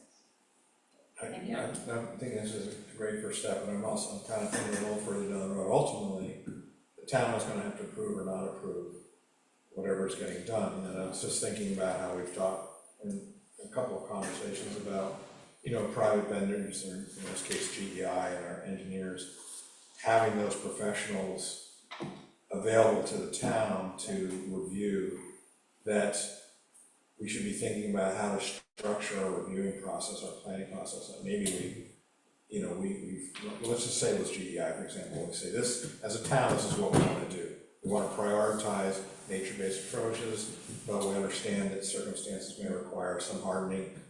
We don't wanna be in a position as a town to be the ones, I don't think, making that decision. I think we need to have, this is a time where it might be worth retaining some firm that it has to get through them, and before it even gets to the planning board, that is consistent with our approach, but ultimately, the yes or no, it comes from people who actually are trained and have the knowledge base. And it takes a little bit of heat off of us as a board and off the planning board as well, because I just sort of feel like, I think we all feel a little bit like deer in headlights right now with all the projects coming at us. And we're not really the pros in terms of making the decisions. I like your analogy. It's like how you were just saying about how we dealt with the culvert at Bennett's Cove. We've been struggling with it for years, and finally we hired a professional. We're gonna figure it out.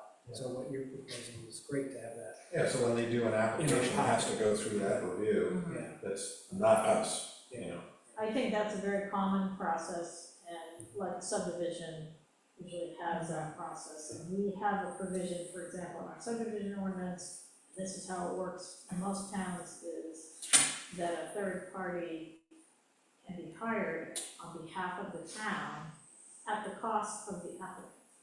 So the applicant pays for their services, so that's an incentive for them to kind of get their act together or to get their questions answered ahead of time so that they don't incur a lot of costs. But I've been that person on several projects, and, so my job is to evaluate independently what the impact of the project might be. For me, it's usually on the groundwater resources, for example. So it's a common mechanism used in land use decision-making.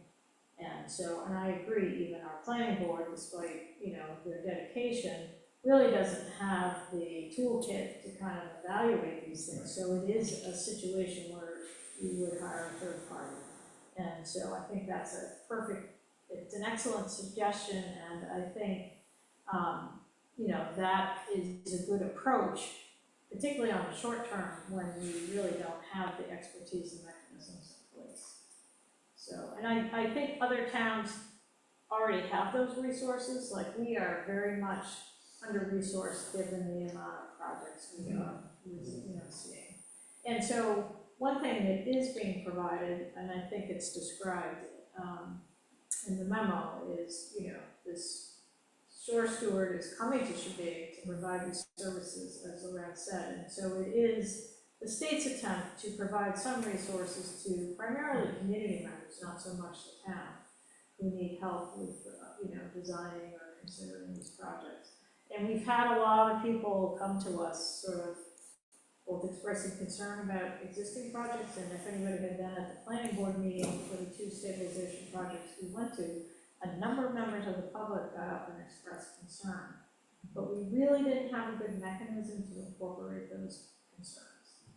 So I think that's what we need to work towards, and so I hope that we can, I'd rather not drag this out for a month or 2 months. I think we should probably take action on it sooner rather than later. So I'd like to, if people are comfortable, the process I'd like to suggest is that we can I'll put this up with also the climate action, the climate resolution, just to give you kind of a context. And then people can make suggestions, make comments, ask questions, and then Lorraine can, come up with a final draft for the next meeting, and then we can act on it. Does that work for people?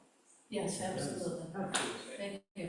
And then as far as like maybe the thing we just discussed, would that be proposing a change or do we determine sort of planning board process? No, that's a combination, I think there are some standard approaches to that, and so I think we can look at that. I think our code enforcement officer could advise on the best way to kind of implement that, and Lorraine, I think we put Lorraine on that. Oh, yeah. All right. I got it. Can I make a quick comment? So if you haven't done so already, and if you're interested, I would highly encourage you to Google or look into the Shore Up, what is it? Our Shore, yeah, and we can send you the link for that too. It's a lengthy document, but it has a lot of information in it. In addition to that, under the Code Enforcement Officer page on the town website, if you scroll down, Loren has been tasked and has been doing a phenomenal job on the state level, because all of these, whether you call it stabilization, restoration, improvement, whatever you call it, all of these projects have to go to DEP before they even make it to the town. And the town does have a meeting with DEP next week to try to figure out how to best keep track of all of that, because a lot of the times we don't know. And so Loren has been keeping track of what's at the state level, and if you go under the Code Enforcement Officer page, there is a document there you can click on, and the extent of how many different projects within the within town of Shabig are currently at the DP level that are going to be coming down in our lap is pretty astonishing. Further trying to, make some progress when all these come at us, we have a better direction and understanding how the town handles it, how the planning board and so forth. So those are a couple of things that I think might be helpful. The other part is, and this is, if you don't have access or don't know how to have access, so this whole entire packet you all have available through SharePoint, where you can open every single one of these documents. So if you don't have access, you do have access to it. If you don't know or don't remember how to access that, please reach out to me. I'll give you directions. You can go in and you can adjust this tomorrow if you want to, or you can, it's a kind of live document that you can provide your feedback in and make adjustments and changes. And hopefully that could, and I know Carol goes in it quite frequently, but hopefully this could put us in the position where we're working more collaboratively with the same document in real time.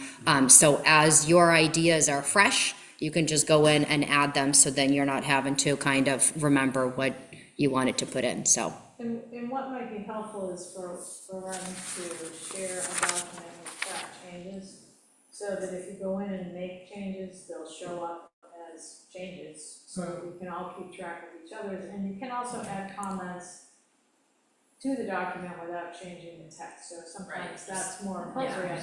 I think if people, I will say, if people don't like the whole online digital editing phenomenon, which I'm not great at, I think you could provide your comments directly to Lorraine. Oh, yeah. Yep.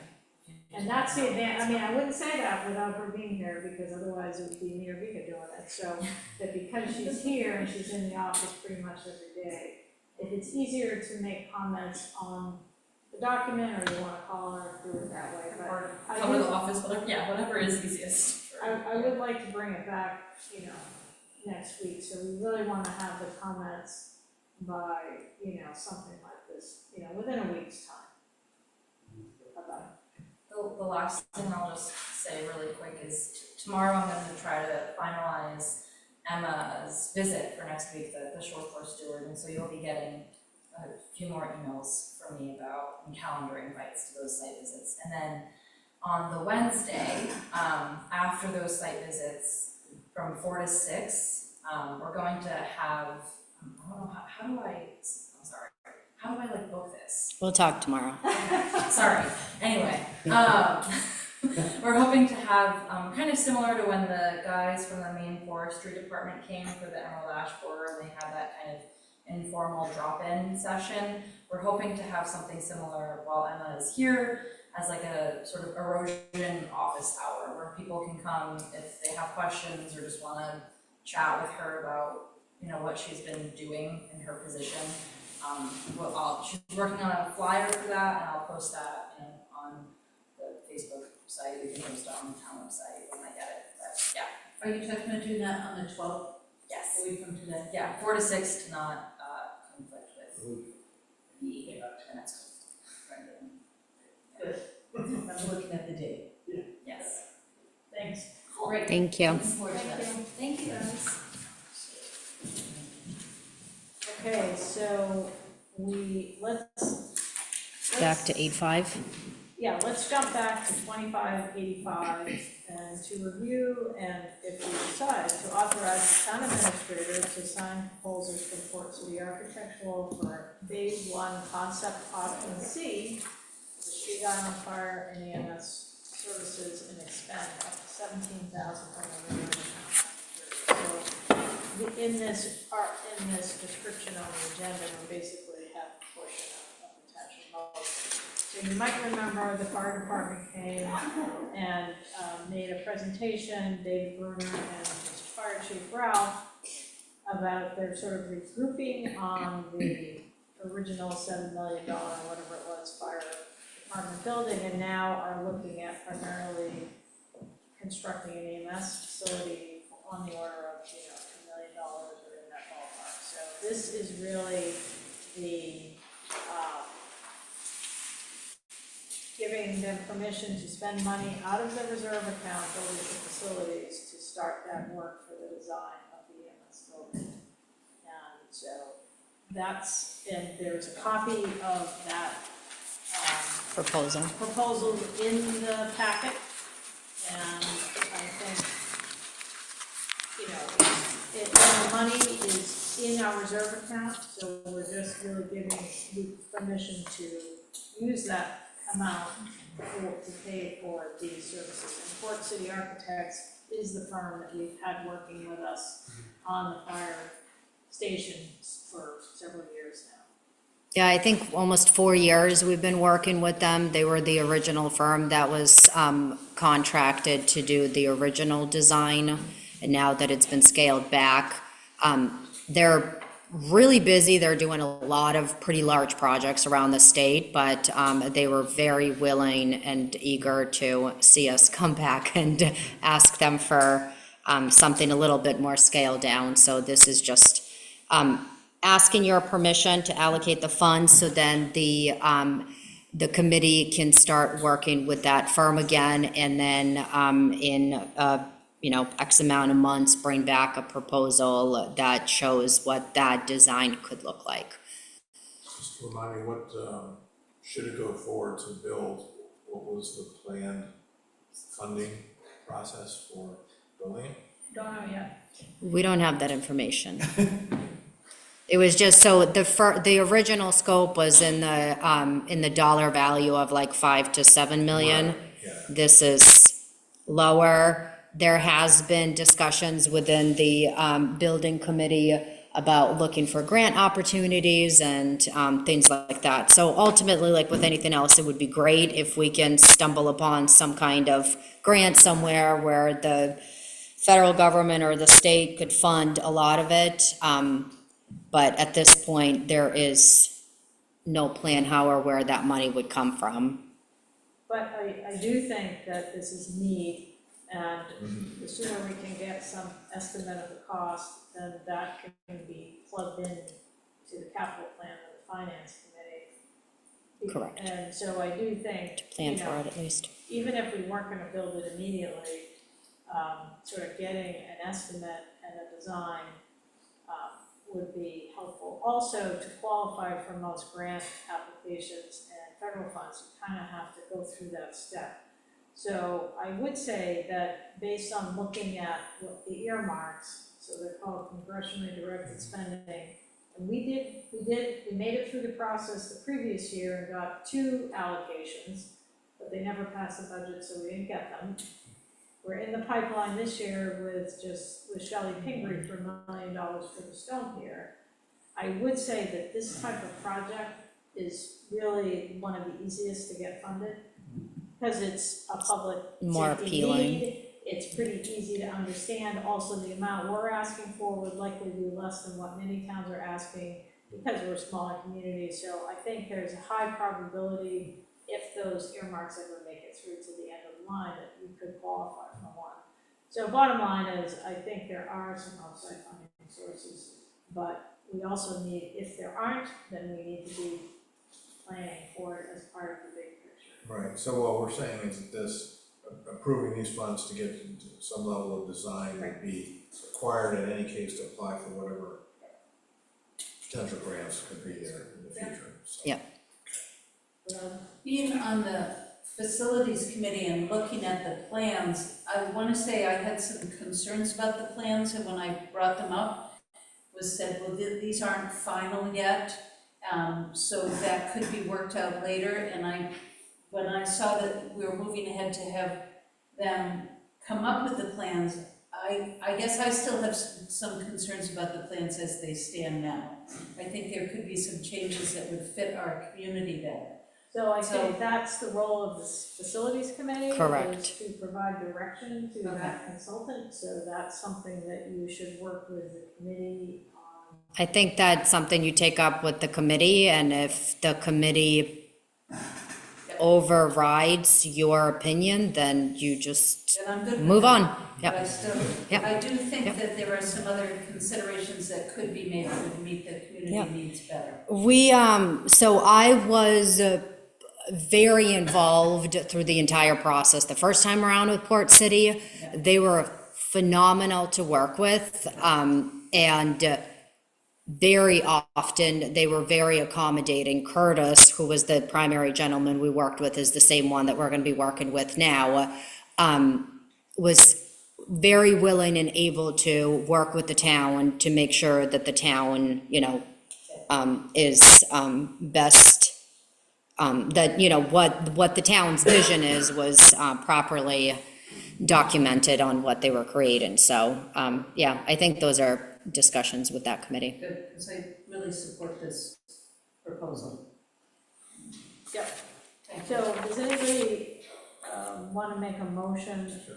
And it's really about expending that $17,000 from the account that's listed here for the application. Right, so Go ahead. move to, authorize or to approve 25-085, which allows review and authorize the town administrator to sign proposal from Port City Architecture for phase 1 concept occupancy for the Tribute Island Fire EMS services, and expend up to $17,000 from the Missouri County 30 building facilities. Great. Second, Eliza? Any discussion on this? All in favor? All right, good. Next, I'm gonna move on to 2588, and that's to consider options for engineering and financial consulting services and determining appropriate funding allocations. So this is sort of a discussion that we've done already, sort of an ongoing discussion, and there's more than one sort of financial need, and we're getting into the amount of money that we wouldn't just try to pull out of, say, contingencies. So the bottom line is, and I'm gonna let Vika sort of explain where we're at on this, but I think where we're heading is a special town meeting. So. Yeah, so I'm kind of more or less making a recommendation that the select board have a special town meeting sometime after the holidays, preferably sometime at the beginning of January of the new year.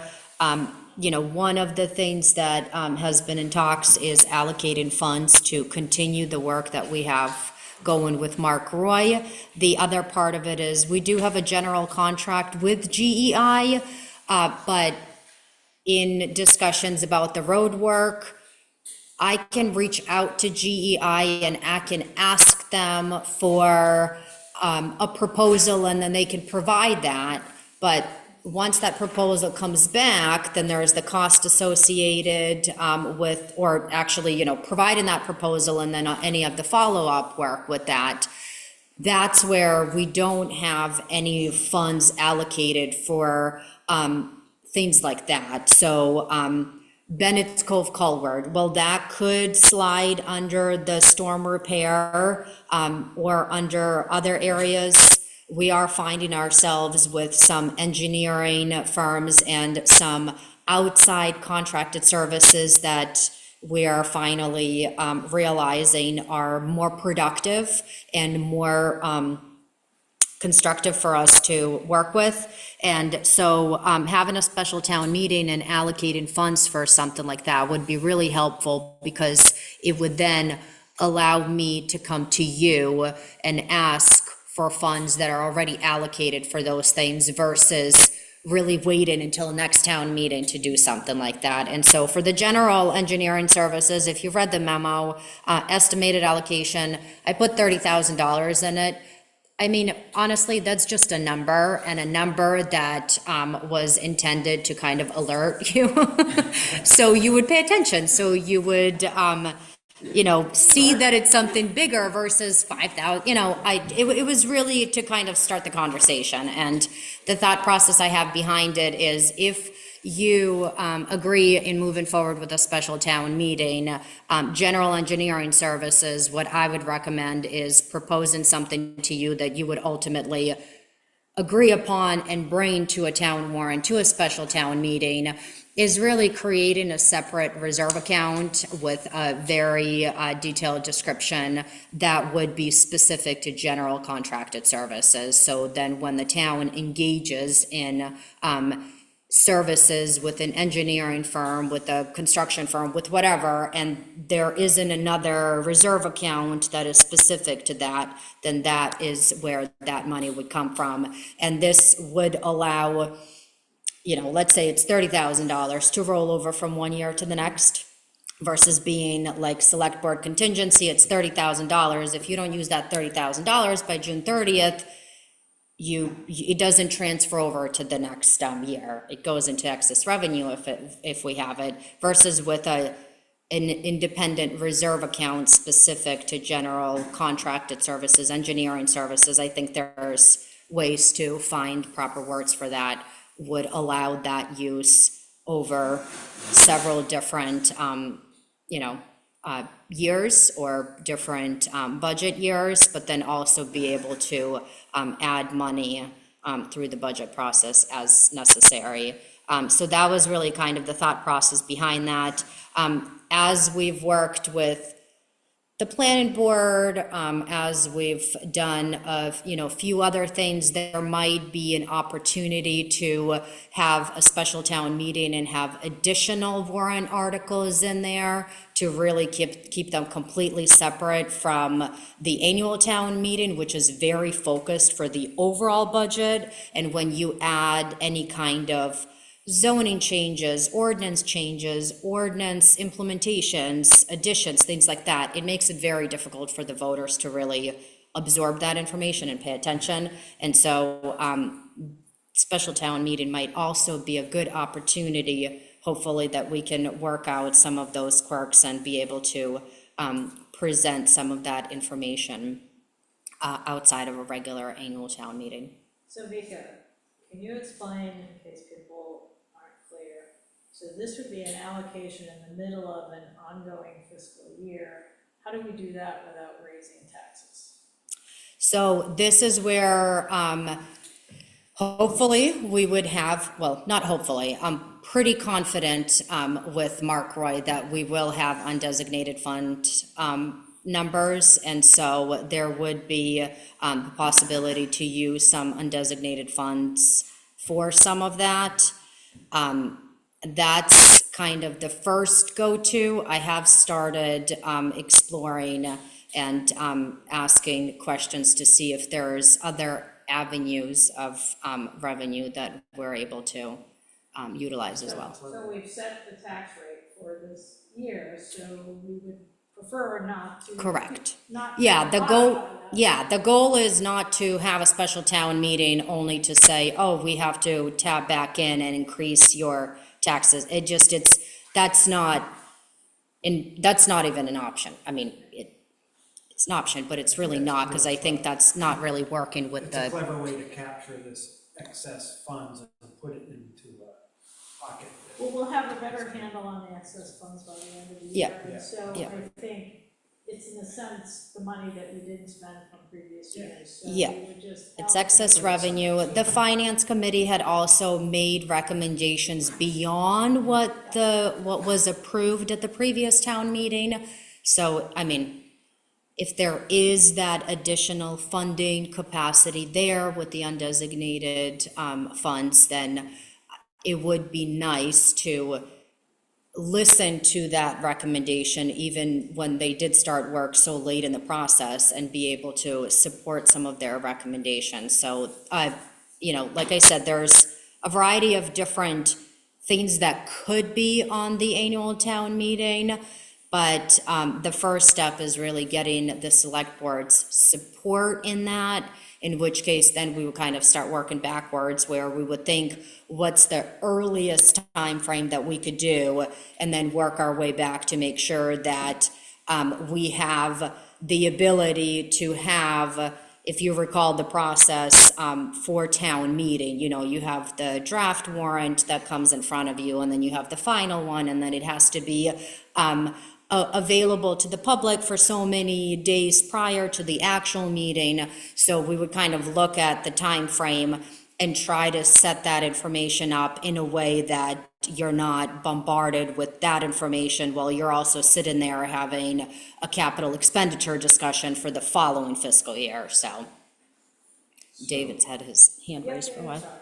So basically, this is earmarking funds that we already have in hand, specifically for general engineering services and financial services. Is that how you would characterize it? More or less, but I wouldn't say it's money that we have in hand. It hasn't been budgeted for this year, so Right, we have to take that action So Yeah. that's what we're doing, is we're budgeting these funds that we have more or less in hand. in the bank, so to speak. Yeah. So these are undesignated funds, meaning they haven't been assigned to category of expenditure. It means, Assuming that we have. yeah, so it's because previous year's budgets weren't expended to the full capacity, that leftover difference, and then any excess revenue kind of gets pulled into an undesignated fund, and then the board has to expend it between certain percentages. And last year, if all things work out, it should have been on a fairly conservative level, but like not knowing what the exact dollars were, it was still somewhat risky. And so this is kind of, the goal is to have those numbers be pretty precise and then using the money that more or less based on following the policy has to be pulled out and allocating it. And this is just kind of a sample of what those recommended allocations would go towards. So just say there wasn't something like this that we were trying to do. At the end of the year, there's monies that didn't get spent. Normally, and now you're gonna go into another budget cycle, because normally that just get dumped into that new budget cycle, correct? It goes into the, Undesignated fund balance, yeah, Right, yeah, but then then we can reallocate. it gets reallocated through the budgetary process, correct? correct. And So we're- Yeah. typically, we've been reallocating it to the reserve accounts. And so, and some towns have a policy that that's the only way they Yeah. reallocate it, so they're not subsidizing their budget. And it also, there is sort of the, one thing we don't wanna be doing is over budgeting. Sure. So that we end up with a 20% leftover kind of thing, because then you're just overtaxing, so to speak.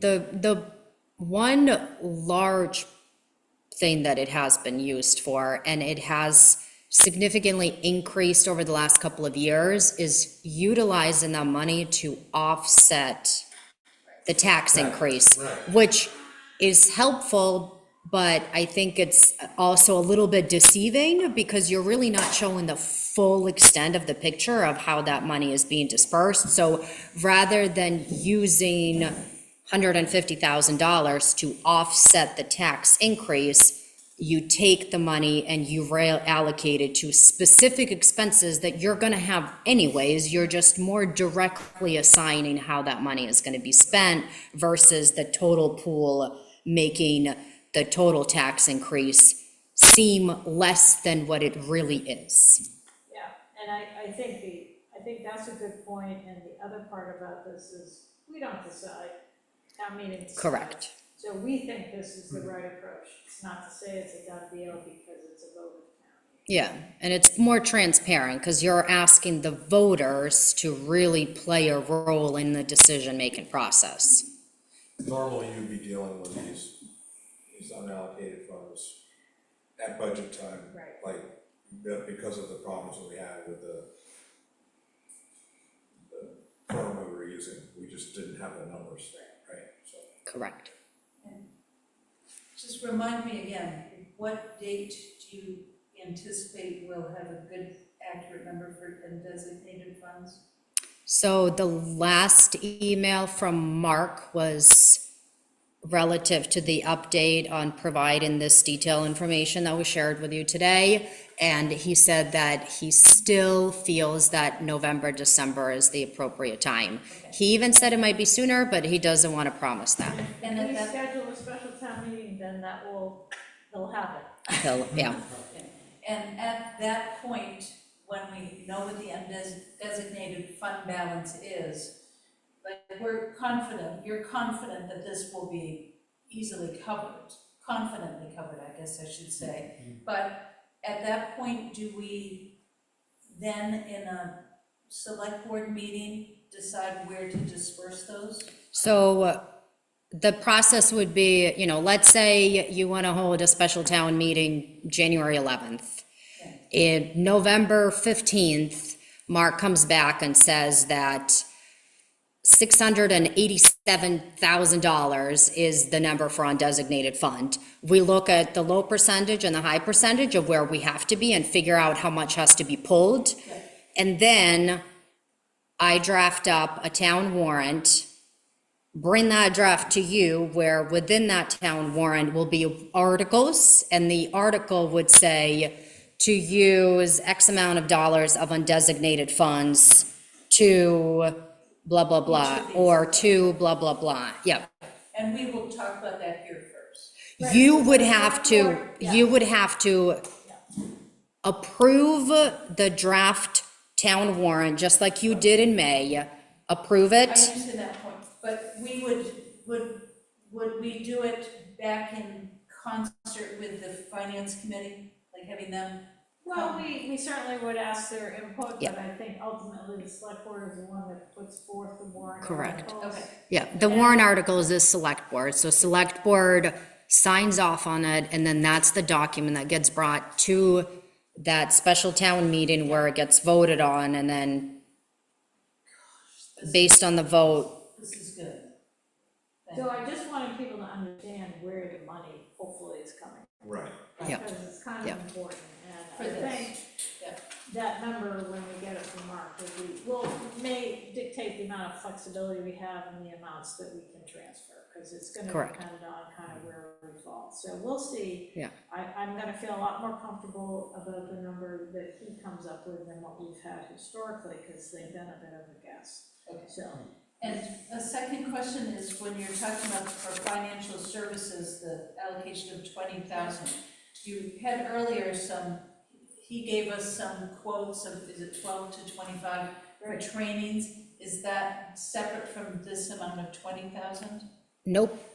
This is the same. Where this number is going off of his recommendation of $20,000, so special town meeting, I mean, you just authorized me to expend up to 5 from select board contingency. Right. This, and it's not to say that it's gonna be $20,000 once we get closer to that, if it's, I mean, I don't think it's gonna be like, oh, it'll be 40, I think if it's 17, it's 17, if it's 22, that's a very close ballpark number of what it would be. The general services, like I said, that was just a large number, I put that there to get you to think. People will recommend a number, but the board can change it. Correct, Okay. correct. And we may wanna get some advice from, say, DEI about what a reasonable number is, so that, we don't know. So- Yeah. Because some of what Mark was recommending was training in addition to providing these services. Yeah. And I just didn't see that reflected in this statement. It's said No, it contracted. is, yeah. Oh, I see, you don't say Right. right. No, that was one and the same. Gotcha. Okay, so we have a half an hour. Let's We're go. gonna stick to our game plan here. Can do it. So, that was really just an update from Vika, but does anybody, I guess, is the sense of the board that a special town meeting in January to kind of handle these, needs is reasonable? And assuming you have the funds. Yeah, assuming we have the funds, right, and we won't do that without having the funds. Okay, so she will, and I think letting Mark know that that's the plan will also, help us to make sure we have the number we need to make the decision. So next, if people are set with that, I'll move on to 2589, and this is, The hook. This is the hook where Vika's, she doesn't wanna go to her grave without parking at the hook. But The neighbors don't. this is the classic example of sort of, trying to do it on our own, and it's sort of become just crazy. And even for GEI, I think this is like the third round for them between, we didn't even know we had to go through the planning board initially. It's quite possible we could have constructed the thing without even ever knowing that, and who knows, but anyway, where we are right now is, and I don't wanna go through the memo other than to say that the conditions on the ground really make it difficult to add 2 parking spaces sort of east of the driveway. And I think the DEI's recommendation is really that we decrease it to 1 on that side. So basically, this comes out of the whole visibility issue of the coming out of the Yeah, driveway. so only in their drawing do they recommend adding a space ahead of the. They did recommend that. I don't think that, It's my guess is that Indian Island might not love that, with space And I in front of the parking, right? Yeah, I was wondering about As a that. spot, and whether it's gonna need stabilization study. If it does, that sounds like too much. At this point, with the amount of, this was one of the very first projects that I became a part of when I first became a town administrator. And I'm in year 3. 3, 4? So it's been a few years, and there's still kind of very little progress that's been made because of these ongoing issues. While it is suggested that that third parking space could be moved, I would agree with Carol. I mean, well, yes, I think Indian Island might disagree with that.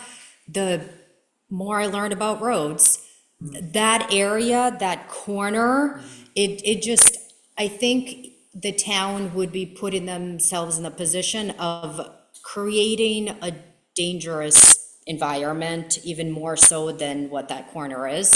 And so I would recommend that the board move or support the recommendation that the professional engineering firm is making, which is to move it to 3.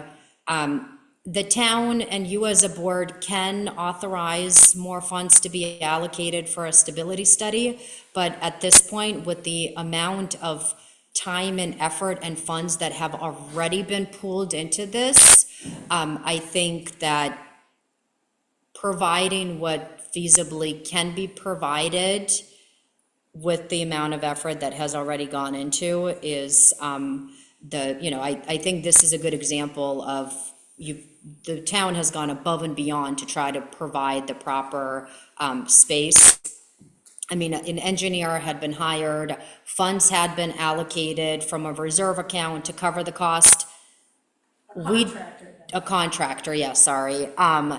We don't know whether, at this point, whether once the final design is done, whether that dollar value is still going to be feasible, or whether at that point, we're gonna have to come back and ask for more funds.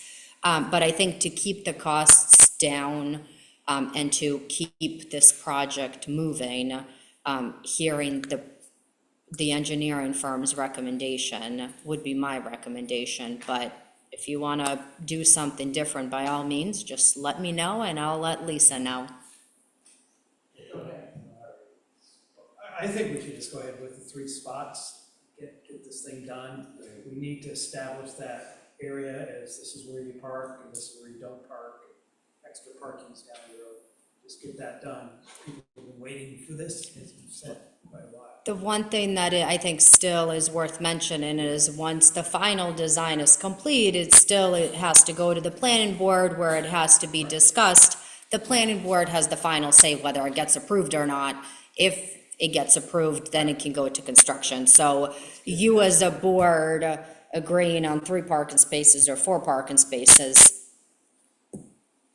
still doesn't guarantee that, Right. it's still not your final say in whether it gets built or not. It's, Well, the reality is, we as a board, we're made aware of an issue. The resolution of that issue is most cost-effective and doable is reducing it to 3 spots.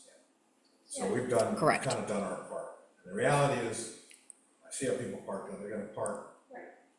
I mean, hopefully we make those parking spots so they really can't mess with it too much, but they're gonna be parking on the road, and that's another whole planning board issue that we'll have to deal with. So I agree, I think this is so this goal here was, we were asked to abandon our road maintenance agreement with Indian Island. We, out of the goodness of our heart, as a town, felt like we would try to replace the parking spaces that were down the bottom of the hill, I think originally 5. And we also, so I think that was really the initial goal here. We thought it was pretty simple at the outset, not so much, especially given the location, because it is a tricky place. So I think we have done our best effort to provide what we'll call, municipally designated parking spots. It's not to say that people are not gonna be parking other places, but we are gonna have to tackle kind of where are we gonna restrict parking, where are we gonna allow parking that might be parallel. There's gonna be more enforcement requirements most likely because people aren't gonna follow the rules, but I think those things are all coming, but I feel an obligation to get this project completed and also, before Memorial Day, I think is what we had on the schedule. So I don't think it's a big construction project, but it is gonna have to go through the planning board, so, personally, I would like to just go forward with it. The contractor did say initially that it was gonna take a couple of days to do the actual construction, so the actual construction part should be the easy part of. Being able to have this go before the planning board with a recommendation of GEI to the 3 spaces, I think it's critical. I think it's so important for us to support that. Making sure those 3 spots are safe has been so important, with some of those unintended consequences that we had before. I just want to know that at some point we need to talk about, because everybody we all have the mentality, you have the closest parking spot to wherever you're going. Yeah. And making sure that public spots are available further down on North Road is always going to be an option. So that's a whole nother That's conversation. a whole other thing. Correct. That's gonna be a plan. Yep. So That's we get this done, then we're gonna tackle how we have signage and available parking for the overflow. Yeah, this is just the beginning, and it's not, believe me, we'll be managing this forever, but I think we are also responding to the property owner's concerns, which, when this goes to the planning board, hopefully those have been addressed, so it's kind of. May I make a motion so we can start talking about the parking policy? Well, we really need to make a decision. I don't think we need to make a motion necessarily, we just need to decide. I mean, if you all collectively agree to go forward with GEI's recommendation of 3 spots, that's all I need to know. Just shake your heads if that's the case, say yes, and I'll send her an email tomorrow and let her know, and we'll tackle the next hurdle about this parking area when she starts designing the 3 spots. And another thing I learned, I'm just gonna add this because it keeps coming up in my experience. We had this whole process of working with other stakeholders, and I think I discovered that we didn't necessarily interact with all the important stakeholders, so that was one miss. And then the other thing is, and this really comes out of some discussions with the town attorney, ultimately, it's the town decision in what we do. In other words, we can solicit all kinds of input, but ultimately, it's town property, it's a town project, the town decides and is responsible. And so I think that, I will say that process also slowed down the implementation of this too. And Well, I was so- fortunate that person came forward, who Right. should have been very well informed of the committee that was doing all this stuff on behalf of Indian Island, but, I'm thankful that nobody got hurt as a result of us putting 4 spots in there. Right, so I think it was, a lesson learned for me anyway. Okay, so we're done with that one. 2590, these are to review the proposed amendments to the parking and traffic ordinance. You might recall, this was a suggestion from Ralph, at least that was the impetus, about, issues with people with fire and rescue that work 24-hour shifts and how they can't park there for 24 hours. The upshot of that was, instead of changing it to 30 or 20, 48 hours universally, we are making sort of an exception for those individuals.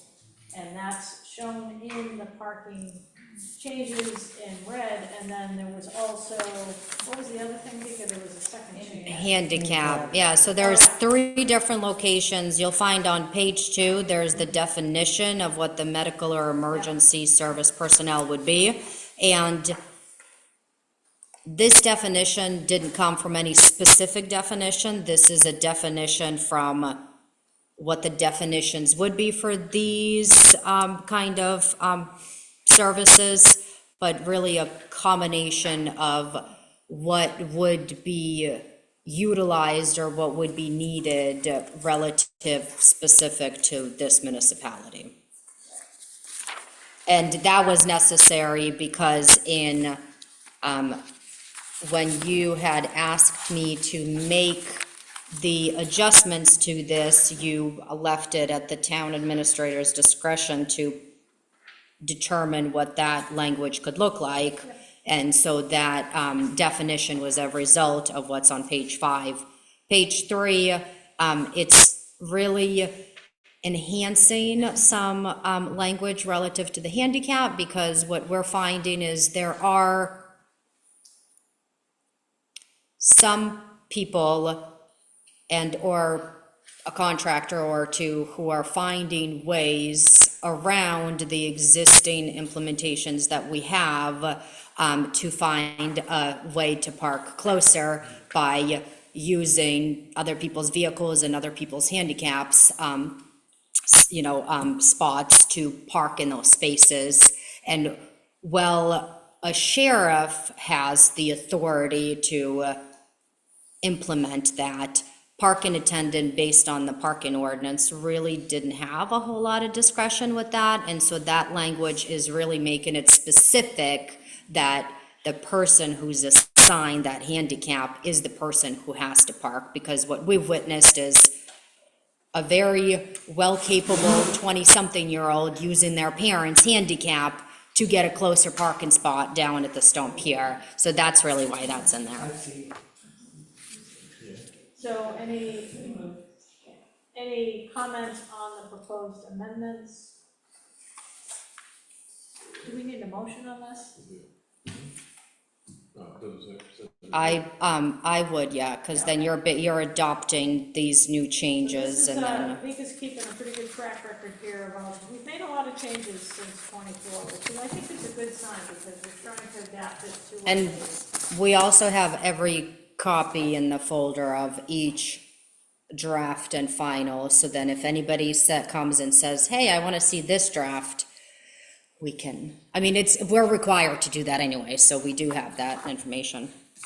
So, does anybody want to make a motion, or first, yeah, let's make a motion and then we can have discussion, if people have discussion. So how about a motion about this? No, I'll make that motion, but I also have a question about the handicap parking.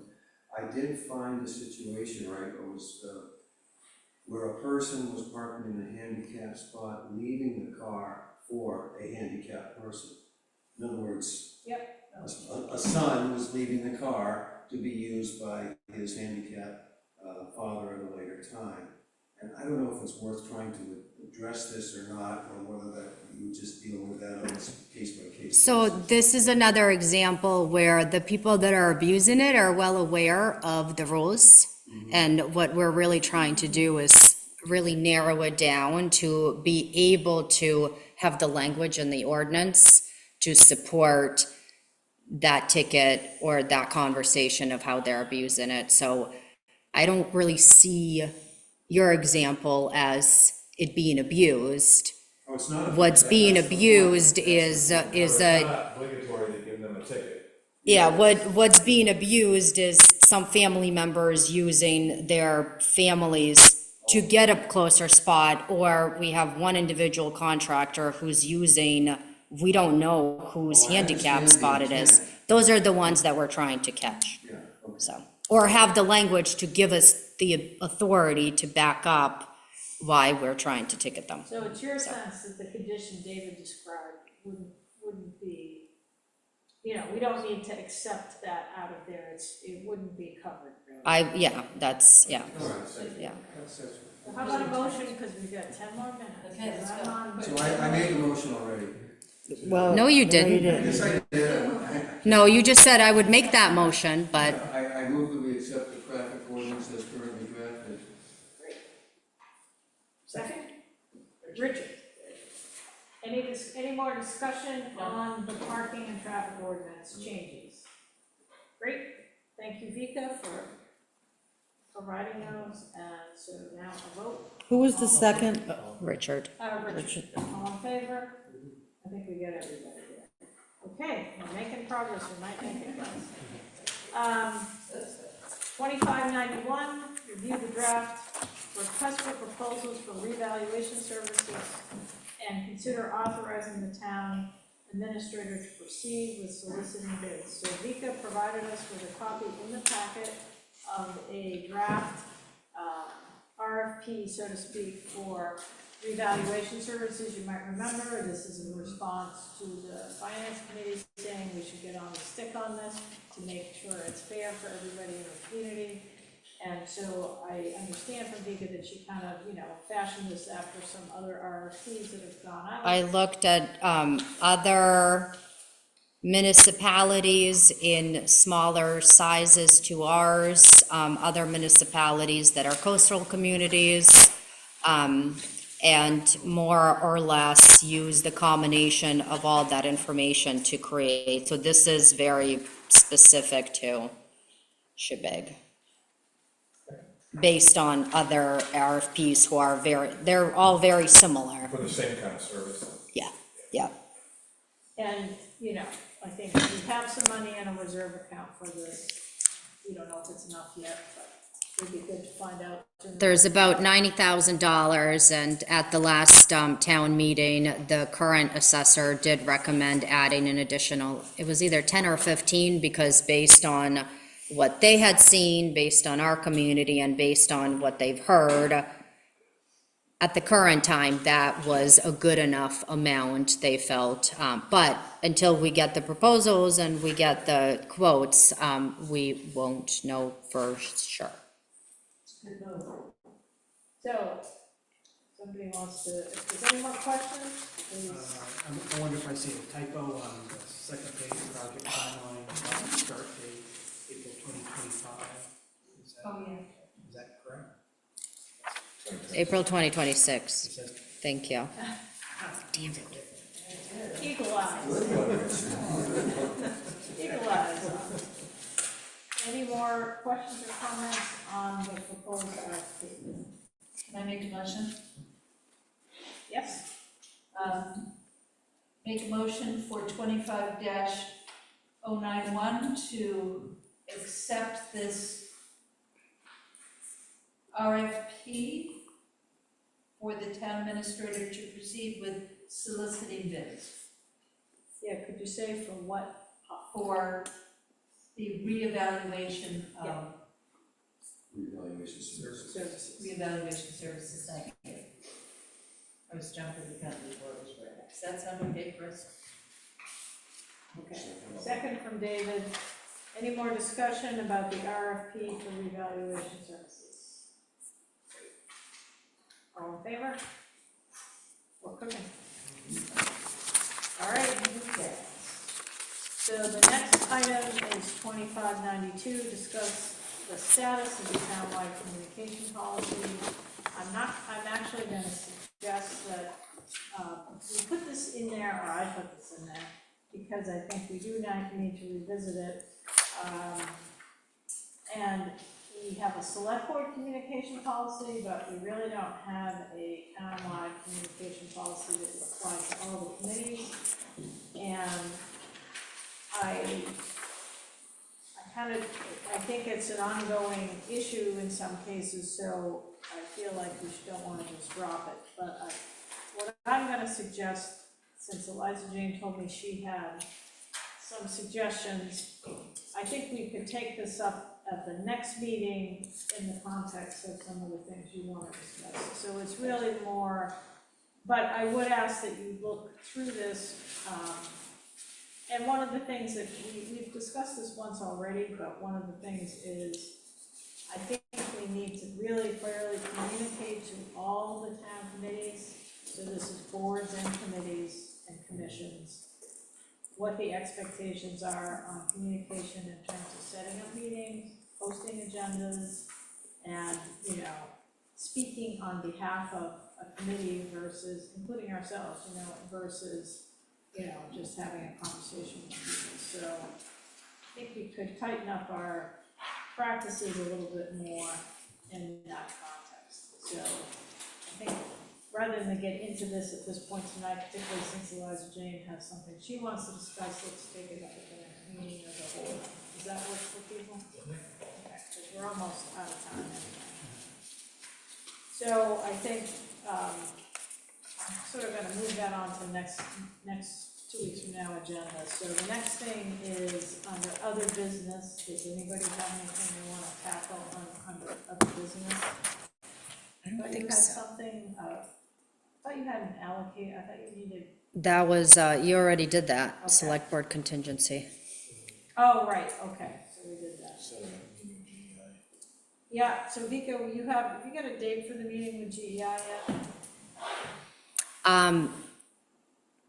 No, I did another follow-up email to Dan today.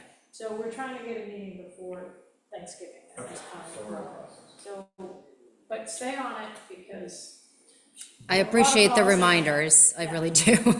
she won't take it personally, but yeah, I think it's important that we meet with GEI. This is the subcommittee that would meet with GEI. And we've been going over sort of the project status, but also I really wanna kind of light a fire in them relative to being able to file an application for infrastructure grant.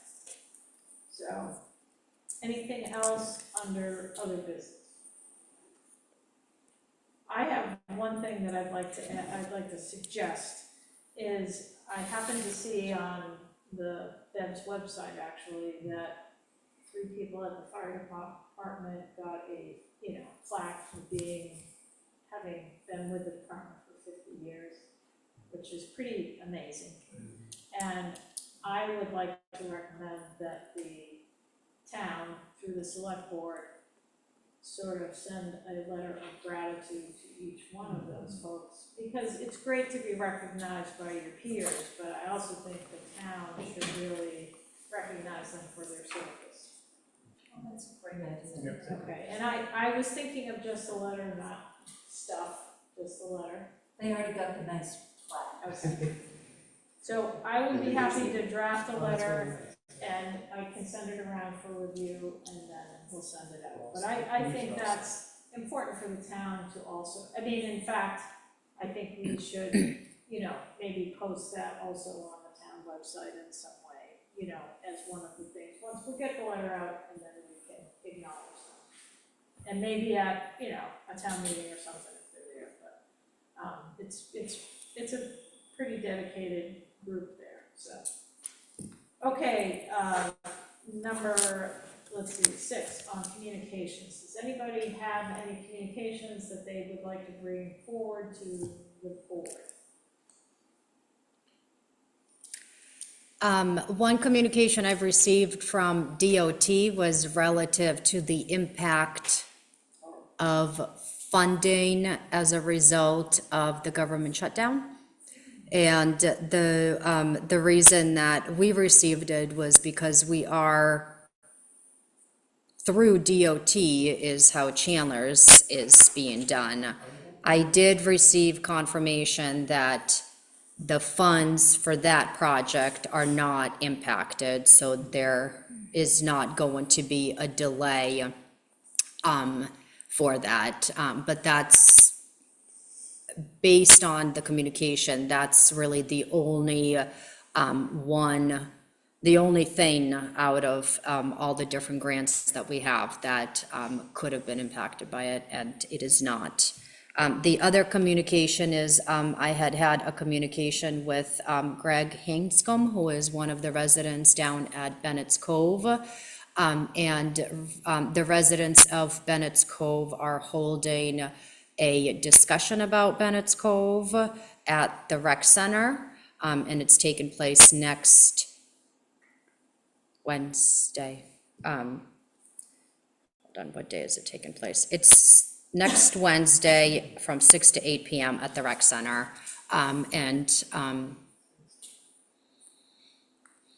There will be, I think, a lot of that discussion will be overlapping with what hasn't been done with the town. I think it's an opportunity for them to have an open conversation and express their opinions. But in my conversation with Greg, there is a very strong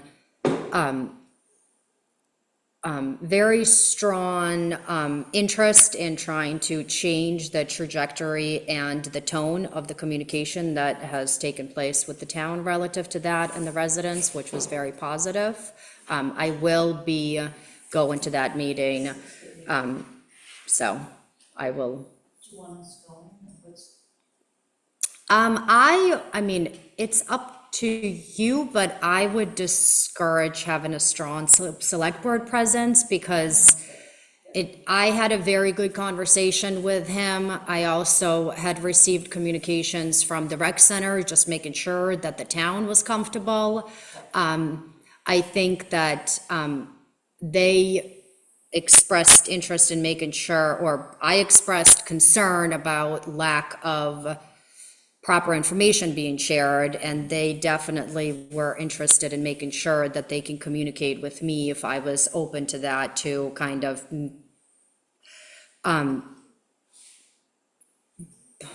to see, it's so late in the evening, I'm trying to forget how I'm trying to articulate my words here. Verify. They want to, yeah, verify any information that they were going to share to make sure that it's accurate information. And so if this is what they want to do to try to feel heard and feel like they're able to speak, they're able to do that in the proper context. Like I said, I will attend that meeting just to make sure that any information that is being shared about anything that the town has or hasn't done is accurate.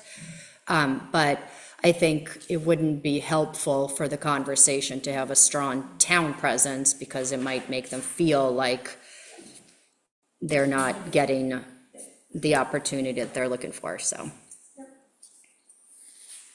Okay.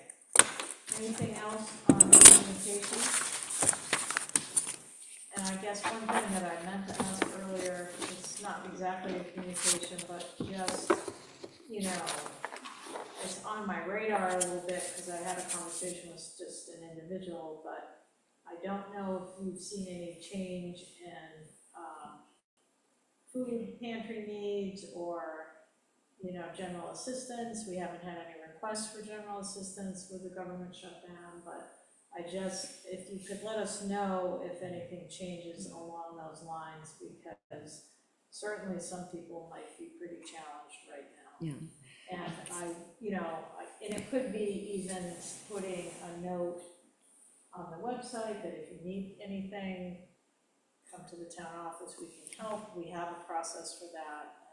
Just so, I don't know, if people know where to go. The state general assistance process is really I cumbersome. know it is. I've only had one applicant in the time that I worked with the town, and to my, not to my knowledge, based on the records that we have, I have not seen that that anyone that's come forward with the town, which has been a handful of people in the years that we've been a town, had qualified for it.